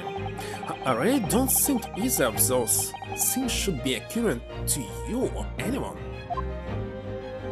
That's right, and Mr. Holmes, I know this man's beard and dark glasses are hard to ignore, especially on first meeting, but I want straight. However, Savage, it is a capital mistake to theorize before you have all the evidence versus the judgment. Must have complete silence.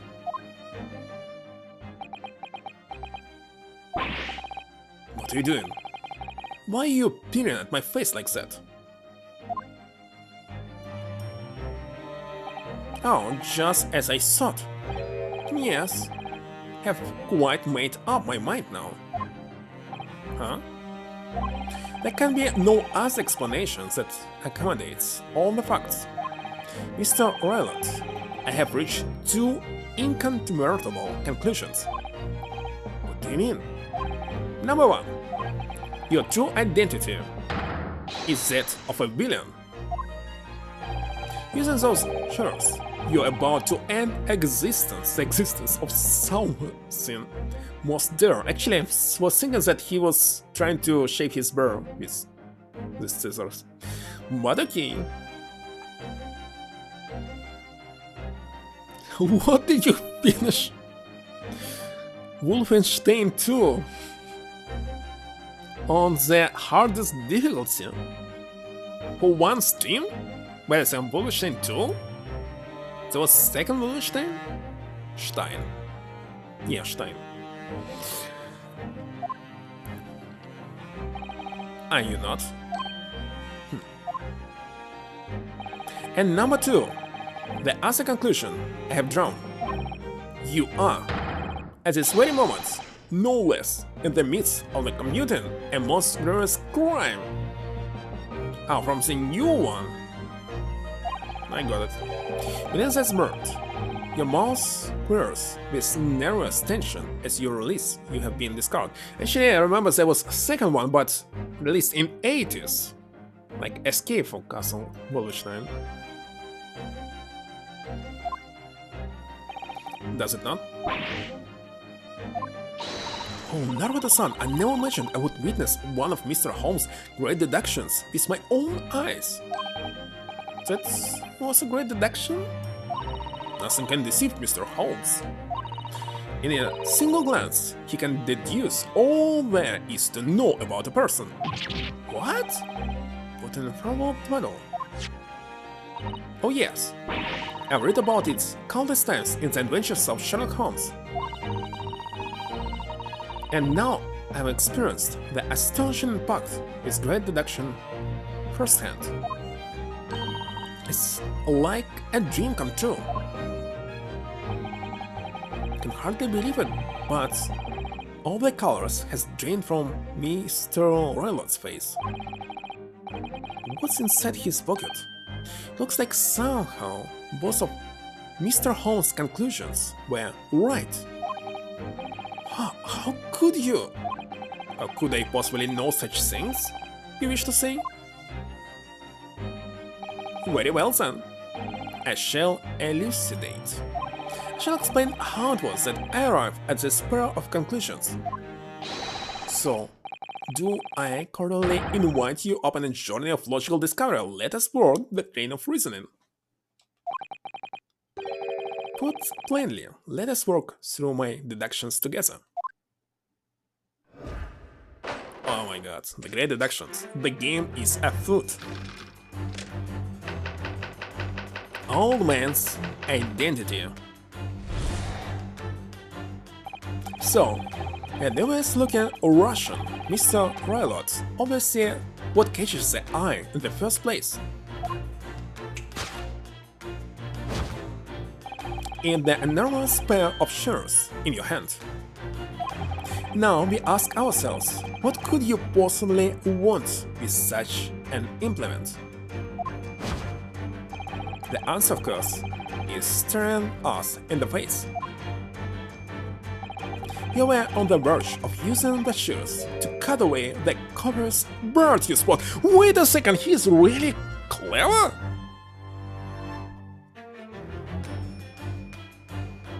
This game is very awesome. Yeah, Russian. Now moving on. The question then begged is this: why would you desire to rid yourself of this magnificent bird, Mr. Roylott? Once again, the answer is plain. We have clear evidence to shed light on the matter.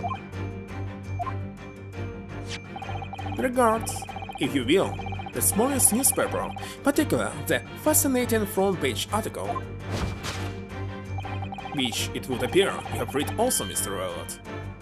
Can't believe that actually Japanese games are so good. Like almost every one of them. I'm sure it needs no further clarification. The evidence that reveals your true identity is the article about the revolutionary. And good night, Research. See you next time, maybe on your stream. In translation, the headline reads: Revolutionary villain Bolshevik flees Russia via Shanghai. As you cannot fail to observe, the subject of the article possesses an extremely copious bird.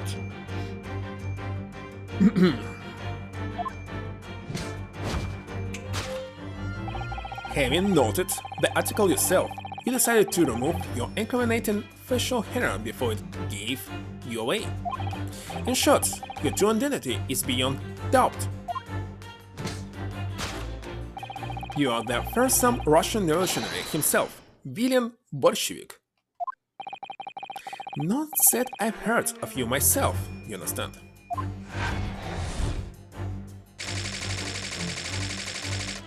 The revolutionary on the run, the conclusion. Topic 2. Or wrongdoing. Now, as for my second conclusion, you are, at this very moment, on the brink of committing a most grievous crime. And the proof of this crime? Over there. Oh yes, Mr. Roylott. Taken unawares, people have a propensity to let their eyes stray, you see. And I assure you, the eyes speak so much more eloquently and honestly than the mouth. The answer you seek lies where the furtive glance falls. The proof of your crimes sits before our very eyes. Yes, it's a Trojan case. It is time, I think, that the case be opened and its contents laid bare. No, I refuse. What could you possibly be concealing inside, we ask? By my estimation, a young lady perhaps, one slight enough to fit therein. I wonder what will actually be inside. Don't be absurd. Well, lady is this bothering, isn't it? But inside the case? And what, pray, should be the identity of this young lady in the trial case? Dear me, we are not well suited to a life of crime, are we? Careless Caldero betrays you. What? Once again, we need only follow your furtive glance to find the answer. Yes, the reason you refuse to open your trial case can equally be found in the pages of this newspaper. But there is another, most stimulating article. If you turn from the fleeing revolutionary to the back page, a noted prima ballerina of the Novich Ballet disappears from Shanghai.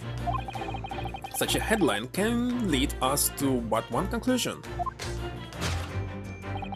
Your crime is that of abduction. And according to the article, the young lady's name is Nikolina Pavlova. Conclusion: kidnapping of a young ballerina.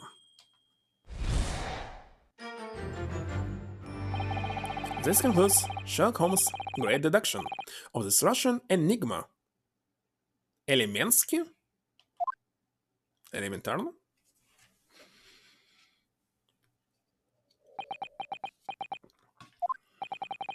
So, Sato-san, that wasn't one of the great deductions I've been hearing so much about, was it? Well, the stories are full of Mr. Holmes' brilliant deductions, you know? But that seemed a little different somehow. I don't know, it was very great for me. Excuse me, Mr. Holmes. Could you come over here a moment? Pray, what can I do for you? It's about your deductions. Would you mind? Not at all. Go on. Well, to start with, there's a newspaper article. I think we had the same discussion before, but these two men look nothing like each other.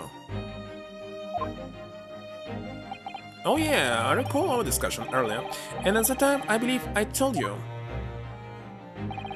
that the man is revolutionary, well able to rationalize his own appearance.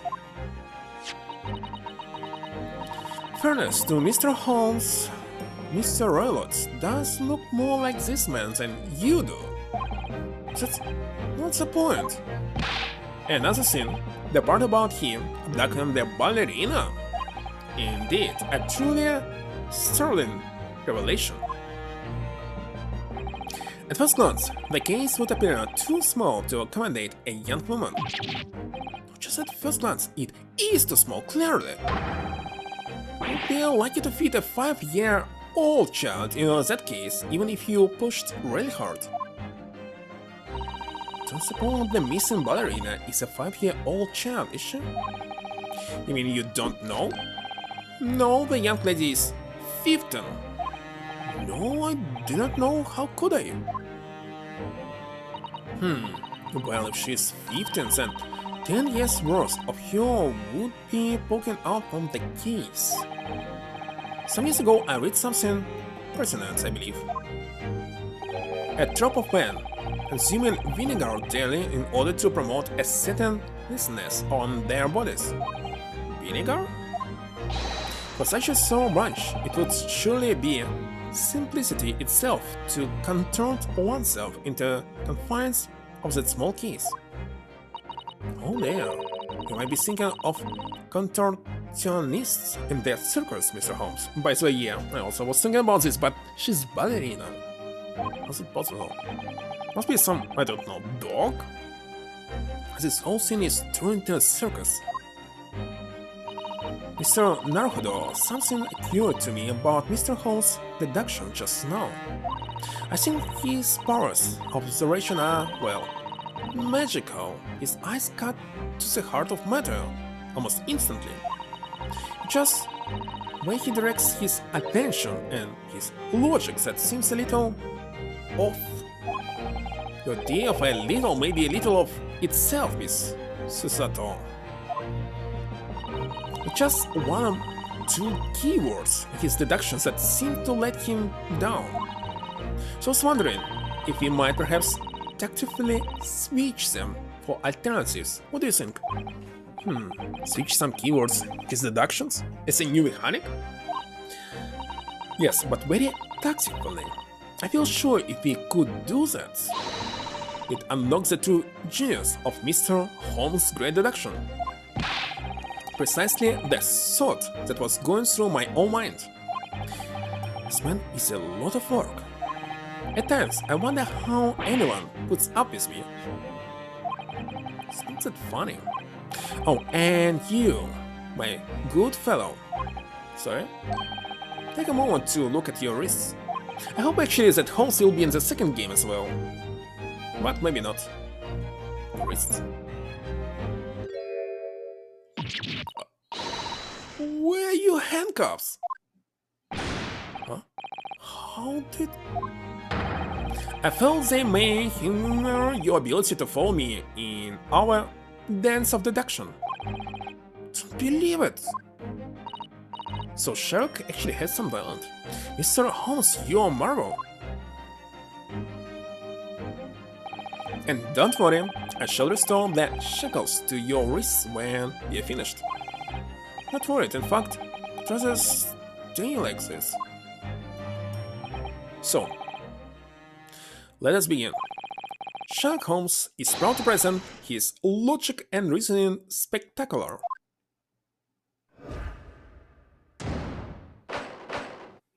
Course correction. Hold it, Mr. Holmes. And what should I correct? So, the view is looking Russian. Mr. Railroad. Always see what catches the eyes in the first place. Let me save here, and I will take a pause. I have like 49 minutes to continue. Definitely I'll finish at 11.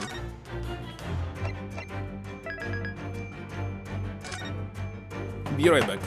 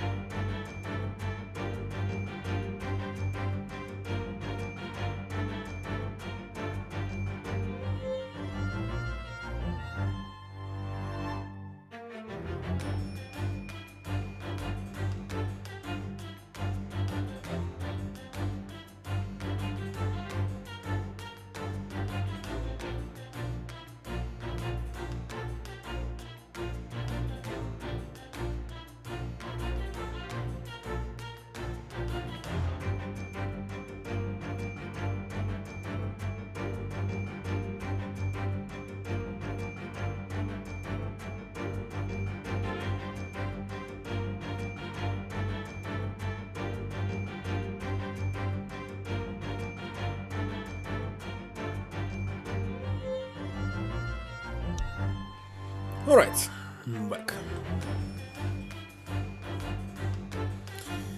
So, let's see what I'm supposed to do here.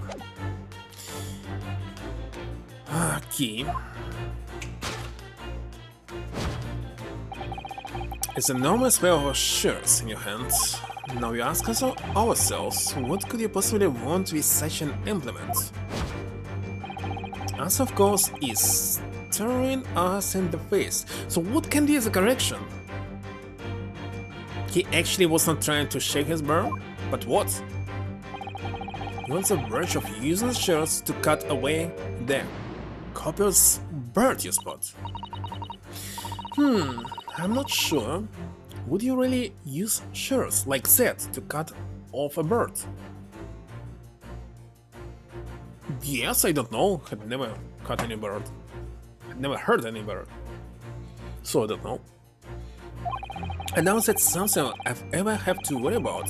It doesn't quite sit right with me, though. It doesn't seem to be sitting right with Mr. Roylott either. Which means, I suppose, that the deduction is wrong. Let's try to switch a keyword here, Naruhodo-san, and see if it helps matters. Alright, but how? So we should start by taking a long, hard look at Mr. Roylott. What if it's really his bird that he intended to use those shirts on? Exactly. We do manage to find something that seems to fit the sense of Mr. Holmes' deduction better. Then what? I'll leave the rest in your capable hands, Naruhodo-san. Am I the one to do something about this? Well, anyway, let's see if there's anything we could even use to switch around in that last sentence.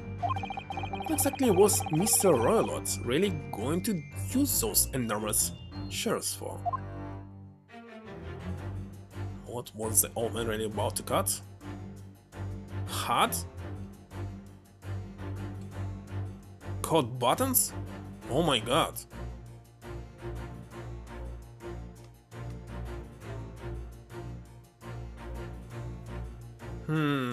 Let's see. Why do you need to cut the hat? Same for coat buttons. Let's see. Are you looking at the buttons on this coat? Could be that Mr. Roylott was planning to cut those off. Oh, why? Well, when you're wearing fake clothes, it can be very hard to undo buttons. Then couldn't you just take off your gloves first? Aha, so he was going to use the scissors to cut his gloves off then. I want you to take a deep breath and look at this from a fresh perspective, Naruhodo-san. Because I think she's angry.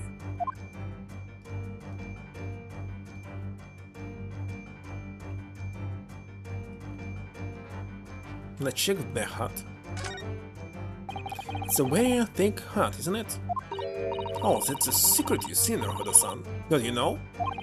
Secret? What? And before we left Japan, I took some time to study various foreign countries. Russia is a land of unimaginable colds? A thick hat is the secret of keeping warm. Without one, I read that your brain would freeze. It was just one of many fascinating snippets of information in Oh Mother, not Russia. So maybe you picked the wrong book there. Let's check the bird. It really is a very full bird, isn't it? Yes, also according to Mr. Holmes, Mr. Roylott was about to cut it off. Since it seems that he looks nothing like the man pictured in the newspaper article though. The apparently merciless revolutionary villain Bolshevik. So he wasn't going to cut off his bird, suddenly he was going to cut something else. Yes, we need to look at this from a fresh perspective and try to work out that. So actually, yeah, as I thought, up and down are reversed for this gamepad. I need to fix this as well. So to fix it, can I actually save here? I cannot save do a correction. Okay, I must remember this to check and fix the up and down of the right stick.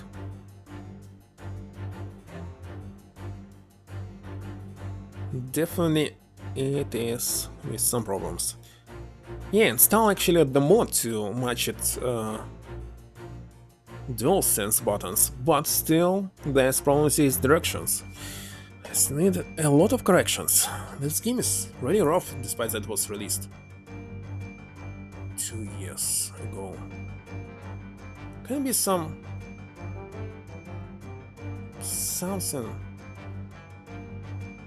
My god. Okay, now it's better. Something else. Wait a second, books are also shuttered like the first Kevin. Well, it cannot be the case.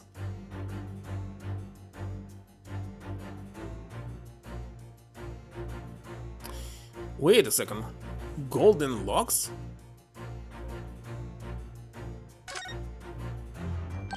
What the? What's this? Looks like a cascade of stunning golden... She's woman actually! That's right. So she's ballerina. No, the color is not the point. The point is, what it doing on the back of Mr. Rollo's head. And also what I was saying is that she's hiding her identity. But I didn't say it, so... How is it growing out from underneath his thick black hair? Well, yes, that's true. So it's suddenly beautiful and startlingly surprising. Something definitely not right here. Well, he was right. She is Russian.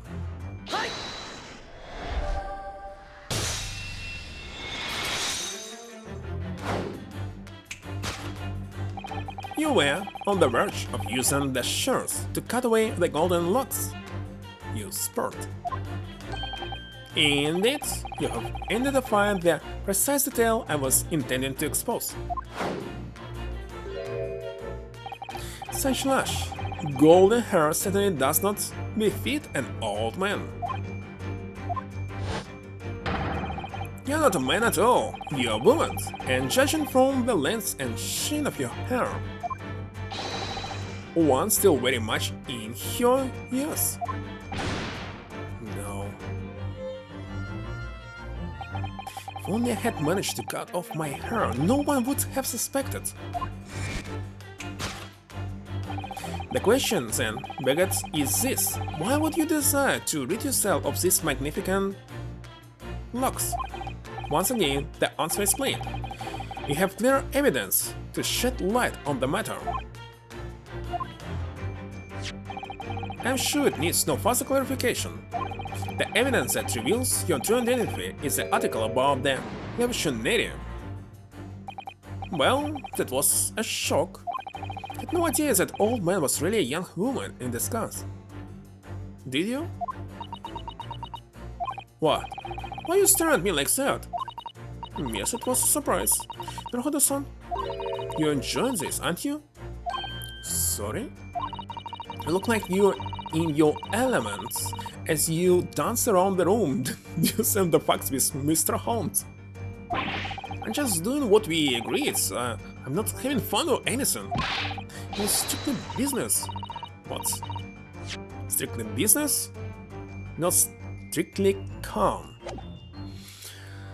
Yes, I understand. Say no more. Well, anyway, let's focus on this next part of Holmes' deduction, shall we? The evidence that he is picked out doesn't fit the facts at all now. Now that's true, given that Mr. Rolots is actually a woman. Exactly. He, or rather, she, can possibly be this restless revolutionary. I suppose it's because the deduction, as a whole, has taken a different direction now. Yes. Let's switch the evidence for something else, something that fits the facts as we now understand them. For some reason, this woman needed to try to hide her true identity. I feel as though I've either read or heard about a young woman in a situation like that recently. Alright, I'll do my best. This one.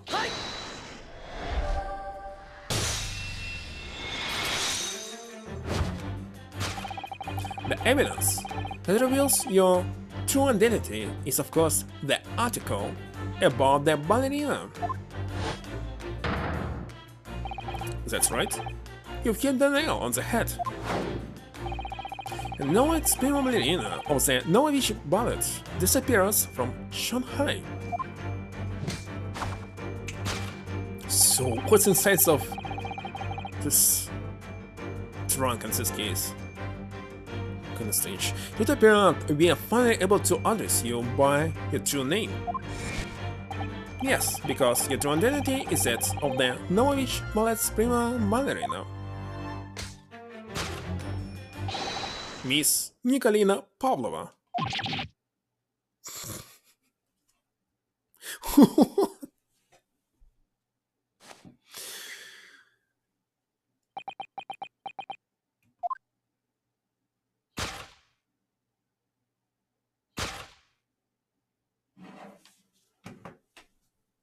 Well, she's still Russian. And what, she's hiding tiara? Maybe. You're right. Her real name is Nina. I mean, Nikolina Pavlova.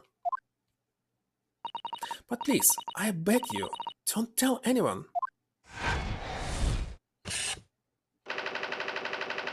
Ballerina on the run. Solved. What the Batron doing? Now, as for my second conclusion, you are, at this very moment, on the brink of committing a most grievous crime. And the proof of this crime, over there. No, tiara is inside the bag, but why was moving? Oh yes, Miss Pavlova. Taken unawares, people have a propensity to let their eyes stray, you see? And I assure you, the eyes speak so much more eloquently and honestly than the mouth. The answer we seek lies where the motive glance falls. The proof of your crime sits before our very eyes. Yes, the thrilling case. This woman is a ballerina. She's right in front of our eyes. So clearly she can be inside the thrilling case as well. No, that's right. It seems she wasn't abducted at all. In which case, what is the crime this young woman is apparently committing? Can't see I'm going to have to step in and fix the great detective's mistake again. You seem to look pleased, Naruhodo-san. Do you like the idea of another chance to dance around with Mr. Holmes? Stop it. Anyway, there must be something else here that shows what this woman is up to. Let's see this case first of all. It's a very small case, isn't it? You can see instantly that no person could possibly fit inside there. So, does that tell us? That Miss Pavlova's telling glance in this direction was focused on something else? If that's true, though, doesn't make sense. What do I mean? Well, if there's nothing incriminating inside this case, why did she refuse to let us look inside? Yes, I wonder why. Perhaps she has a perfectly harmless reason, though.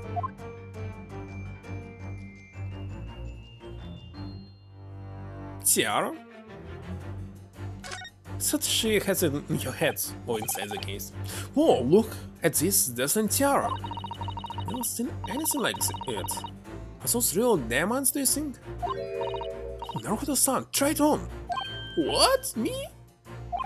Isn't usually girls who wear tiaras? Would you like to try it on? No, I couldn't possibly. It's far too beautiful. Does this tiara look familiar? I feel like I've seen it somewhere recently. Anyway, I'm trying to present this.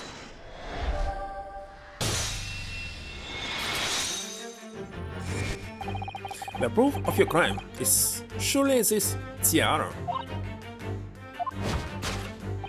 I believe this tiara is worn on stage by dancers in the Noish ballets, is it not? Indeed, it would appear to be identical to the tiara pictured here in this newspaper article. And if the reporting is to be believed, an item worth 20,000 rubles. In summary, the crime you have committed is theft. Oh no. Yes, you left your wallet troop, unlawfully taking the precious tiara with you.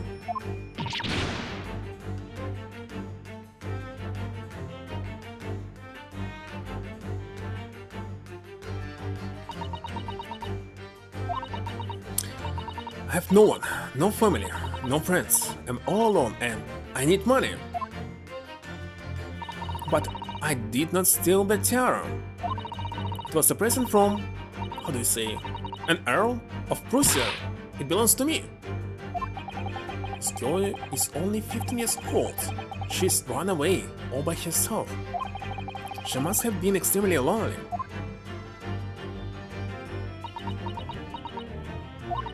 Alright, I will tell you everything. There's no point to hide it now. Come, let us not be hostile. What? There remains one unsolved mystery about you. Mystery? What do you mean? You have essentially refused to open this thrilling case of yours in our presence. It is reasonable to conclude, therefore, that there exists some reason why you wish it to remain closed. Wait a second, I must figure it out myself. Why?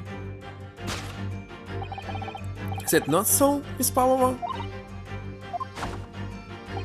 My dear girl, there's no sense in playing games with me. Nothing gains my attention. I have a very good idea of the contents of your case, even before I have ever laid eyes on them. Dear me, we are not well suited to a life of crime, are we? You careless, calm... What is this French word? Betrays you. Copdo? Wait a second, I had never heard it. Well, maybe I heard it, but because I didn't know and don't know how to spell it, I can identify it. Once again, we need only follow your impulsive glance to find the answers. Yes, the reason why you refuse to open your case is written in the books on the shelf. What? He's completely changed tack with his deduction now. So Mr. Holmes is adapting his logic to the changing circumstances, don't you? Maybe, but why he has suddenly brought the bookshelf into all this?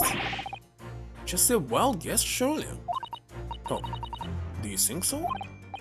Well, it doesn't seem likely that's the reason why this young woman doesn't want to open her case. Would have been writing in a book that doesn't even belong to her. Yes, it's true, but still. Miss Pavlova certainly did cast your eyes in that direction. I noticed it myself. And this has to be another reason why she won't open her case. It must be somewhere in the same area. That's where her case was involuntarily drawn. Oh my god. I agree, that's the only answer. Whatever she has hidden inside the case should be relieved by following her gaze in the direction of the bookcase.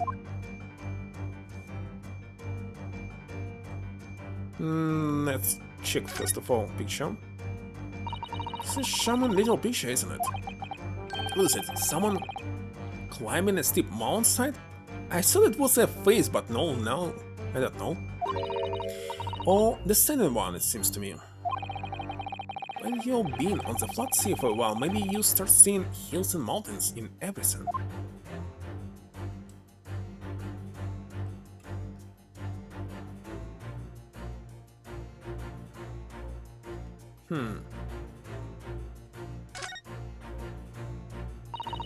That's the rules of passage for travel aboard the SS Booty. Ah, so this one. Passengers must not keep weapons or other dangerous objects, so it must be a pet. There was exactly the same notice in our cabin too. I wonder what happens if you break the rules. But yeah, I'm sure the punishment would be several Naruhodo-san. Probably be left to drift in the freezing cold ocean. Shut inside a teeny wardrobe for days on end. We've actually been serving time for weeks now, have I?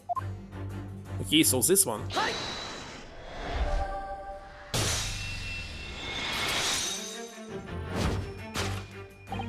Yes, the reason why you refuse to open your case is written in the rules of passage.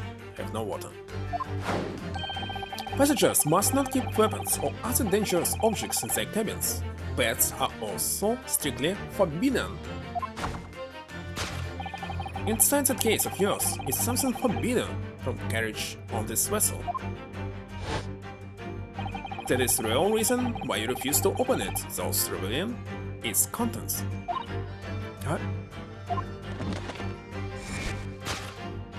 As we've seen, the trunk wobbles from time to time, but no weapon or other dangerous item would move of its own accord. Which leaves but one possibility, Miss Pavlova.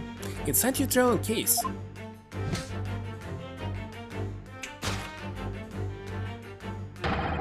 is the last item listed as forbidden in the vessel rules of passage, a pet.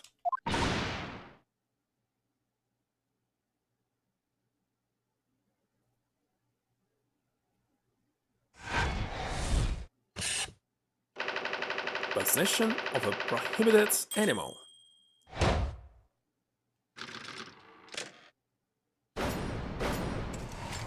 Elementary.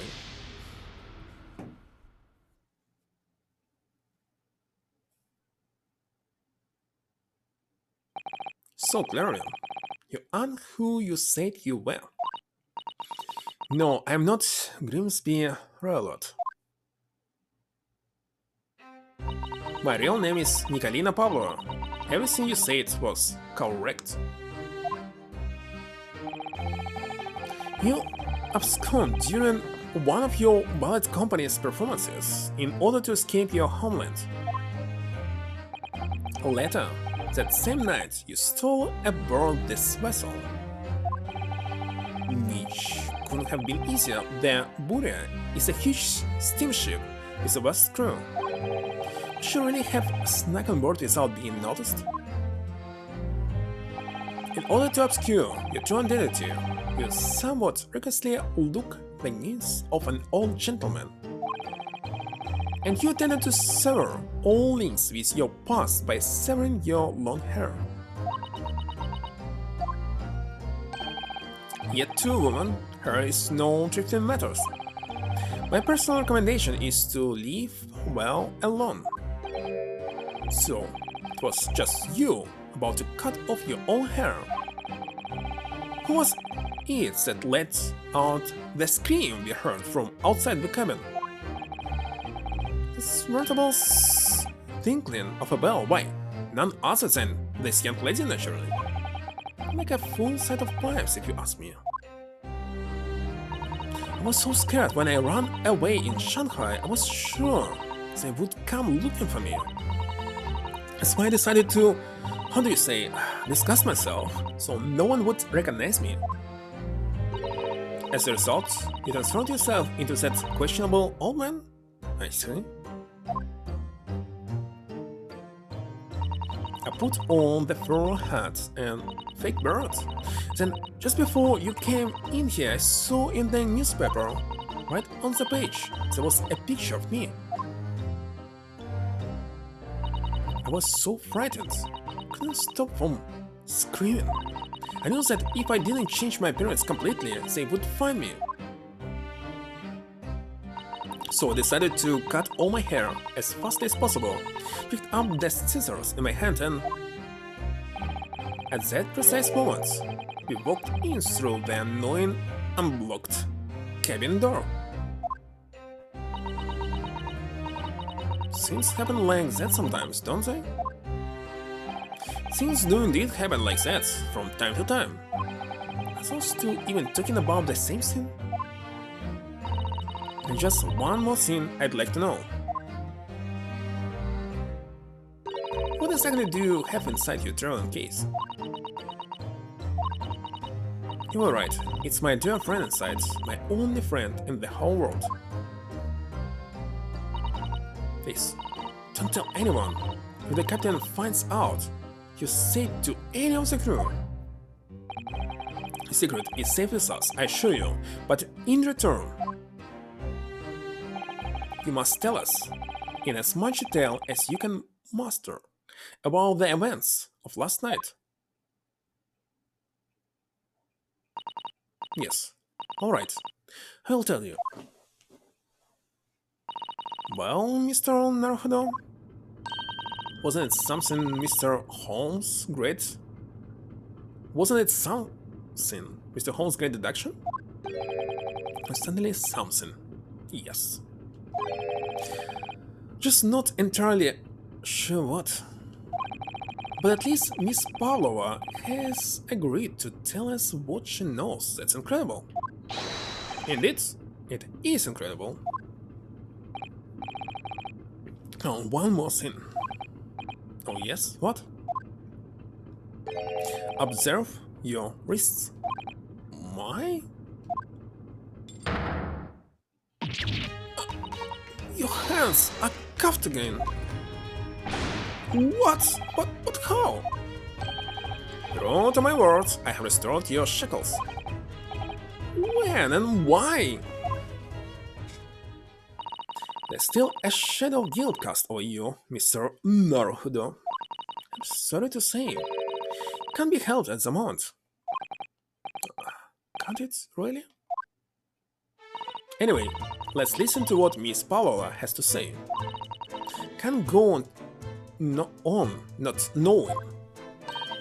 Have to find out what the speckled band that Kazuma-sama wrote about in his diary really was.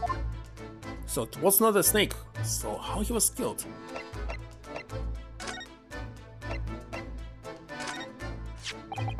There's a diary of my friend who passed away. His diary? Yes, and he wrote in it, last night before he died, something little unusual. It reads: 1:23 a.m. I can hear a faint whistling sound. And then a few minutes later, 1:35 a.m. what looks like some sort of speckled band is dangling from the ventilator grill. Speckled band? I don't understand. It's strange, isn't it? But the ventilator he mentions joins to this cabin, you see. It's up there on the wall. In other words, this cabin and the victim's cabin are connected together. Oh. Miss Pavlova? Has something occurred to you? Does the speckled band the victim mentioned mean something to you? Or the whistling sound, perhaps?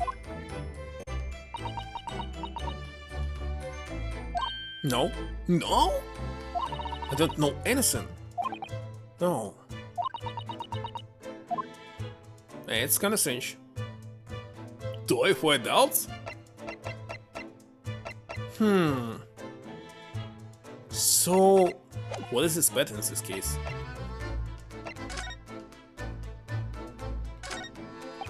Let me see. Don't touch! Huh? I will tell you what I know about last night, but please, you must not touch my things. How do you say? Forbid it! Brady. Oh, sorry. As well you should be, young man. What vulgar manners you have. Poking around in a young lady's private belongings. Neither shall I allow it. Hypocrite.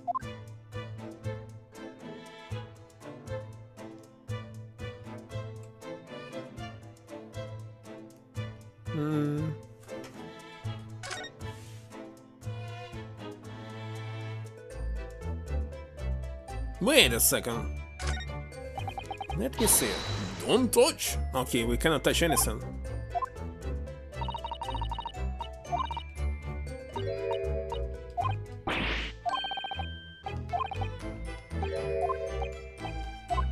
Alright, let's talk to you.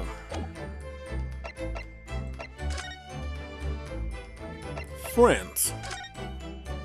So, the friend you mentioned is inside your travel case, is that right? Don't think animals are allowed on board according to the rules of passage. Oh please, don't tell any of the crew. They found my precious. Then the burly Russians would muster themselves in unison to throw you and your case overboard, no doubt. So, we're shooting, Mr. Holmes. But what sort of pet is your friend? A little puppy? It is, isn't it? Maybe an adorable little rabbit? If you'll be a snake? Huh! You credit Russia as a land with small rabbits, do you? Don't they have small rabbits, Citizen? You may well ask. I have no idea. Huh. You two are miserable mongrels when it comes to understanding the nature of young ballerina's friends. Isn't it obvious? It must be chicken! It's chicken, actually.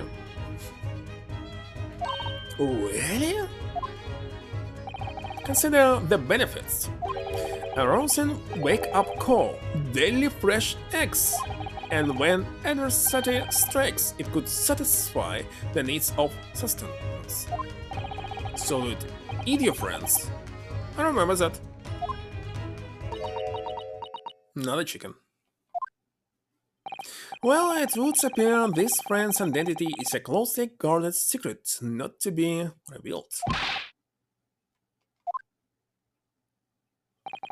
She obviously doesn't quite trust us yet. You've run away from your ballet company, haven't you? The Novovich ballet. Yes. I'm traveling to Great Britain, and from there I want to go to America. I will never dance again. I want to forget everything about the ballet. We'll start a new life. You wish to forget? A challenging proposition when you have that striking tiara as a reminder. But the tiara is mine. I need it to live.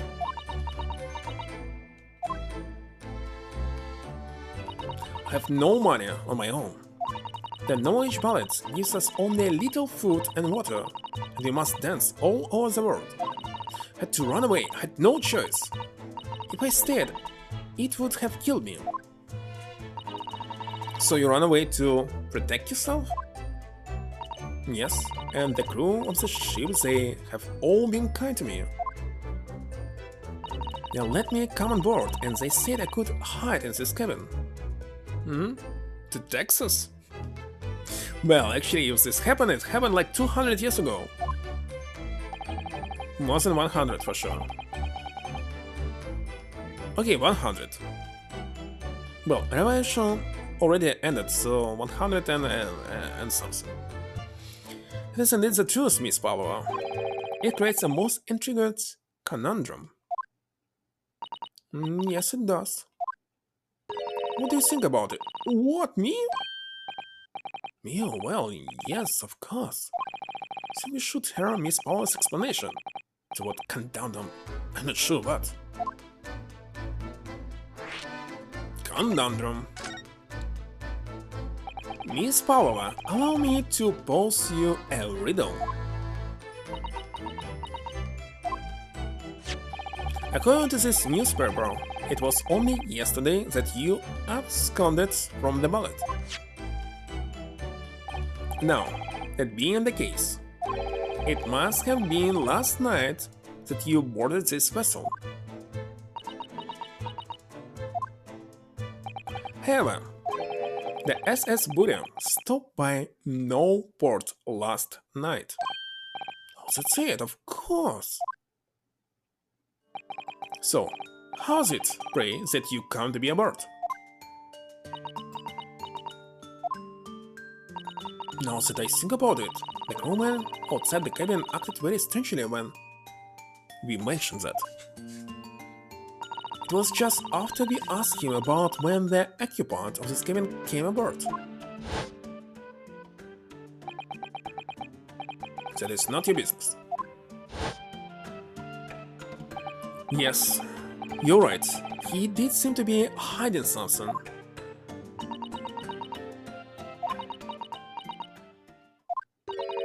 An angel descended from the heavens, bringing grace and beauty to the stage.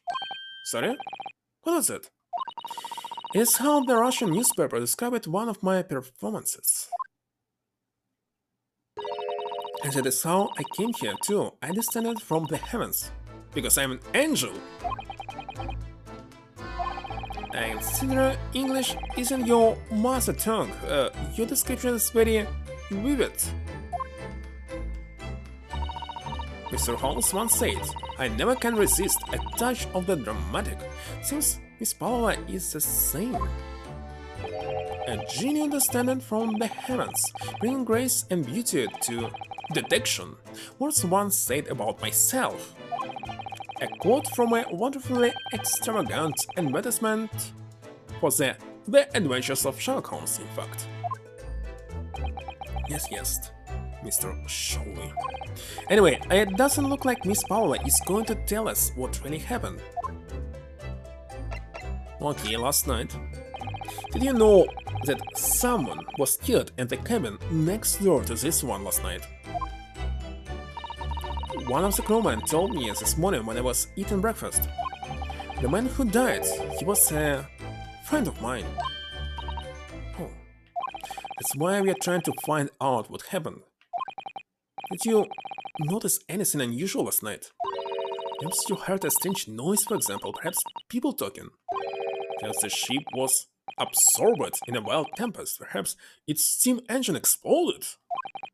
Perhaps everyone on board would have noticed if that had happened. Miss Pavlova, is there anything you can tell us? I don't know. I'm sorry, but all I could think about last night was what I had done and whether they would find me. I didn't notice anything that was happening around me. Oh, I see. So it's really a snake is your pet. But how Cousin was killed? Excuse me, Mr. Roylott. Yes, what? Oh, she's fast. Captain would like to speak with you. You must come to Captain's quarters at once, please. Alright, I will come now.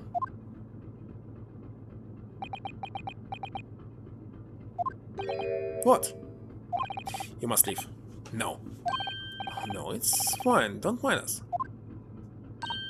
Yes, please don't worry yourself, Mr. Roylott. Get out! The passenger said out. Or you want me to throw you out?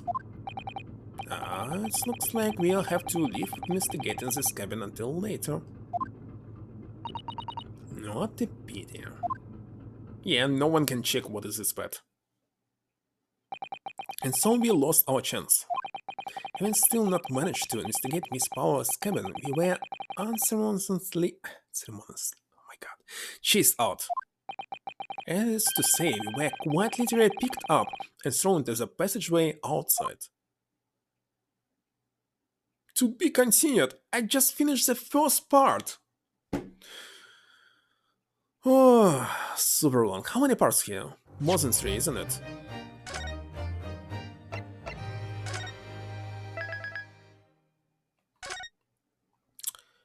Okay.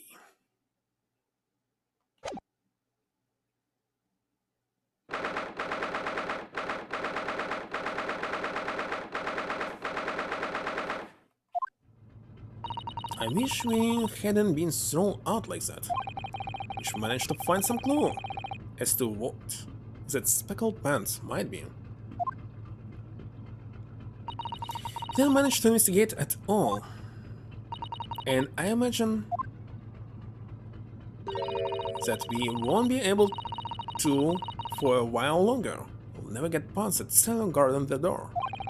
It's clearly glaring at us, as if to say, don't even think about it.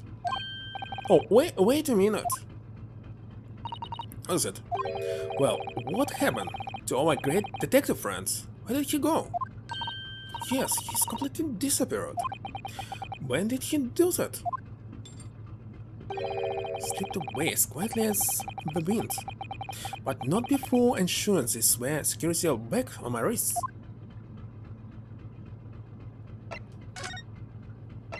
Okay, we cannot go there.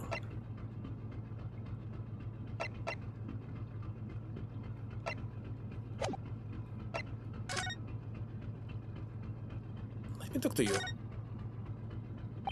I really wish we'd had a chance to look around in Miss Paul's cabin. What? Oh, look like that. You want something? Hmm? Maybe you want me to throw you out again, hmm? Oh, no, definitely not that. Next time I have to throw you out, I show you where lobsters spend winter, understand?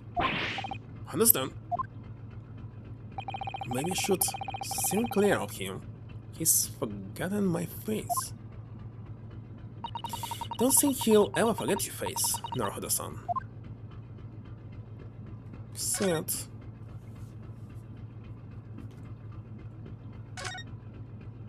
This door leads to the second class area. It's locked. Can't open it. No, well, that stands to reason. No one wants to let the murderer escape. Gosh, she gave me a very stern look when she said that.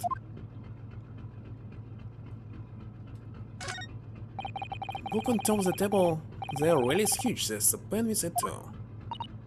Yes, I'm sure that's the ship's lock. Shall we have a little look through it? The writing is so neat and precise. Wait a second, but it didn't mark like we read it. Actually, I read it.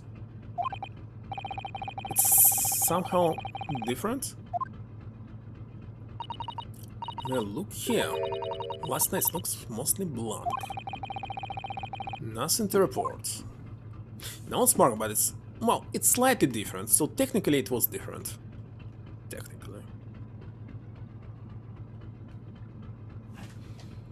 And to the left.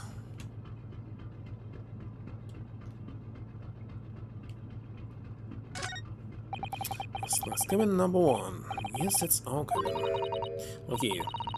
Also, I did check it, so I can't say anything new. Looks like we must go there. There's no other way to go.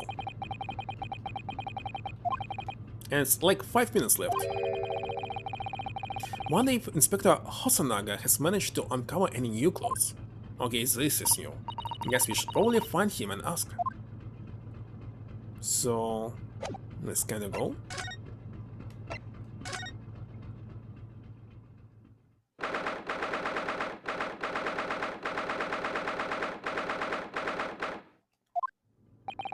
Looks like they're still investigating here. Yes, on that subject. I wonder if Inspector Hosanaga is unscathed. What do you mean, unscathed? Surely you haven't forgotten, have you, Naruhodo-san? Don't you remember what he said about allowing you out of this cabin to investigate? He was going to talk to the captain about it. He said he'd lay his life on the line for you. Oh, yes? But I'm sure he was exaggerating. Let's see what he has to say for himself. He might have some new information for us. You never know. So, maybe that's all for today. Maybe. Let me save. What is it, Spark? Just died to what looks like last boss on Dead Cells. What, you finishes this game finally, I hope. 2 HP left. Maybe it was intentionally done by this.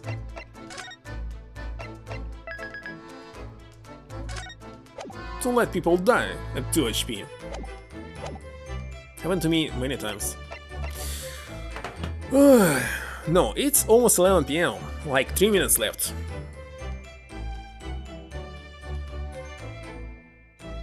It's one of those ones you mean to keep going through to unlock Battle Gear. Super long game as I see, and maybe has no real ending.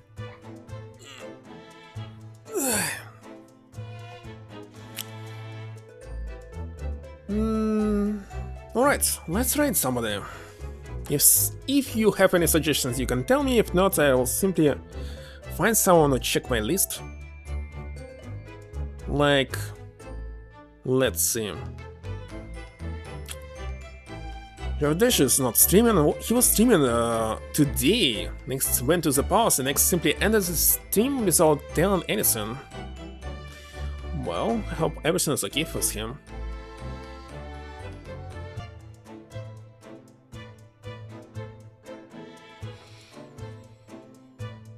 So finally finish this game. Well, I can't imagine to spend all my life playing one game, but many people are doing this, like playing Dota 2 non-stop. Alright, let's see. Okay, I see Ink Reborn here playing Outlast 2. Second Outlast I didn't play. I played the first one and I didn't like it because it was kinda copy-paste of other games and not the best one, but I know that many people like it and it's always puzzled me. Like, for them it was like the first very strange horror game, but I had no comparison to like Soma, for example, or what was this game before it? Amnesia? Nah. It's like the game about penises. Seriously. It's a real horror game. Anyway, I'll play it someday. And if someone will request it, I hope you still play it out of order. So, thank you for stopping by, and I doubt that I'm even in the middle of the episode 2.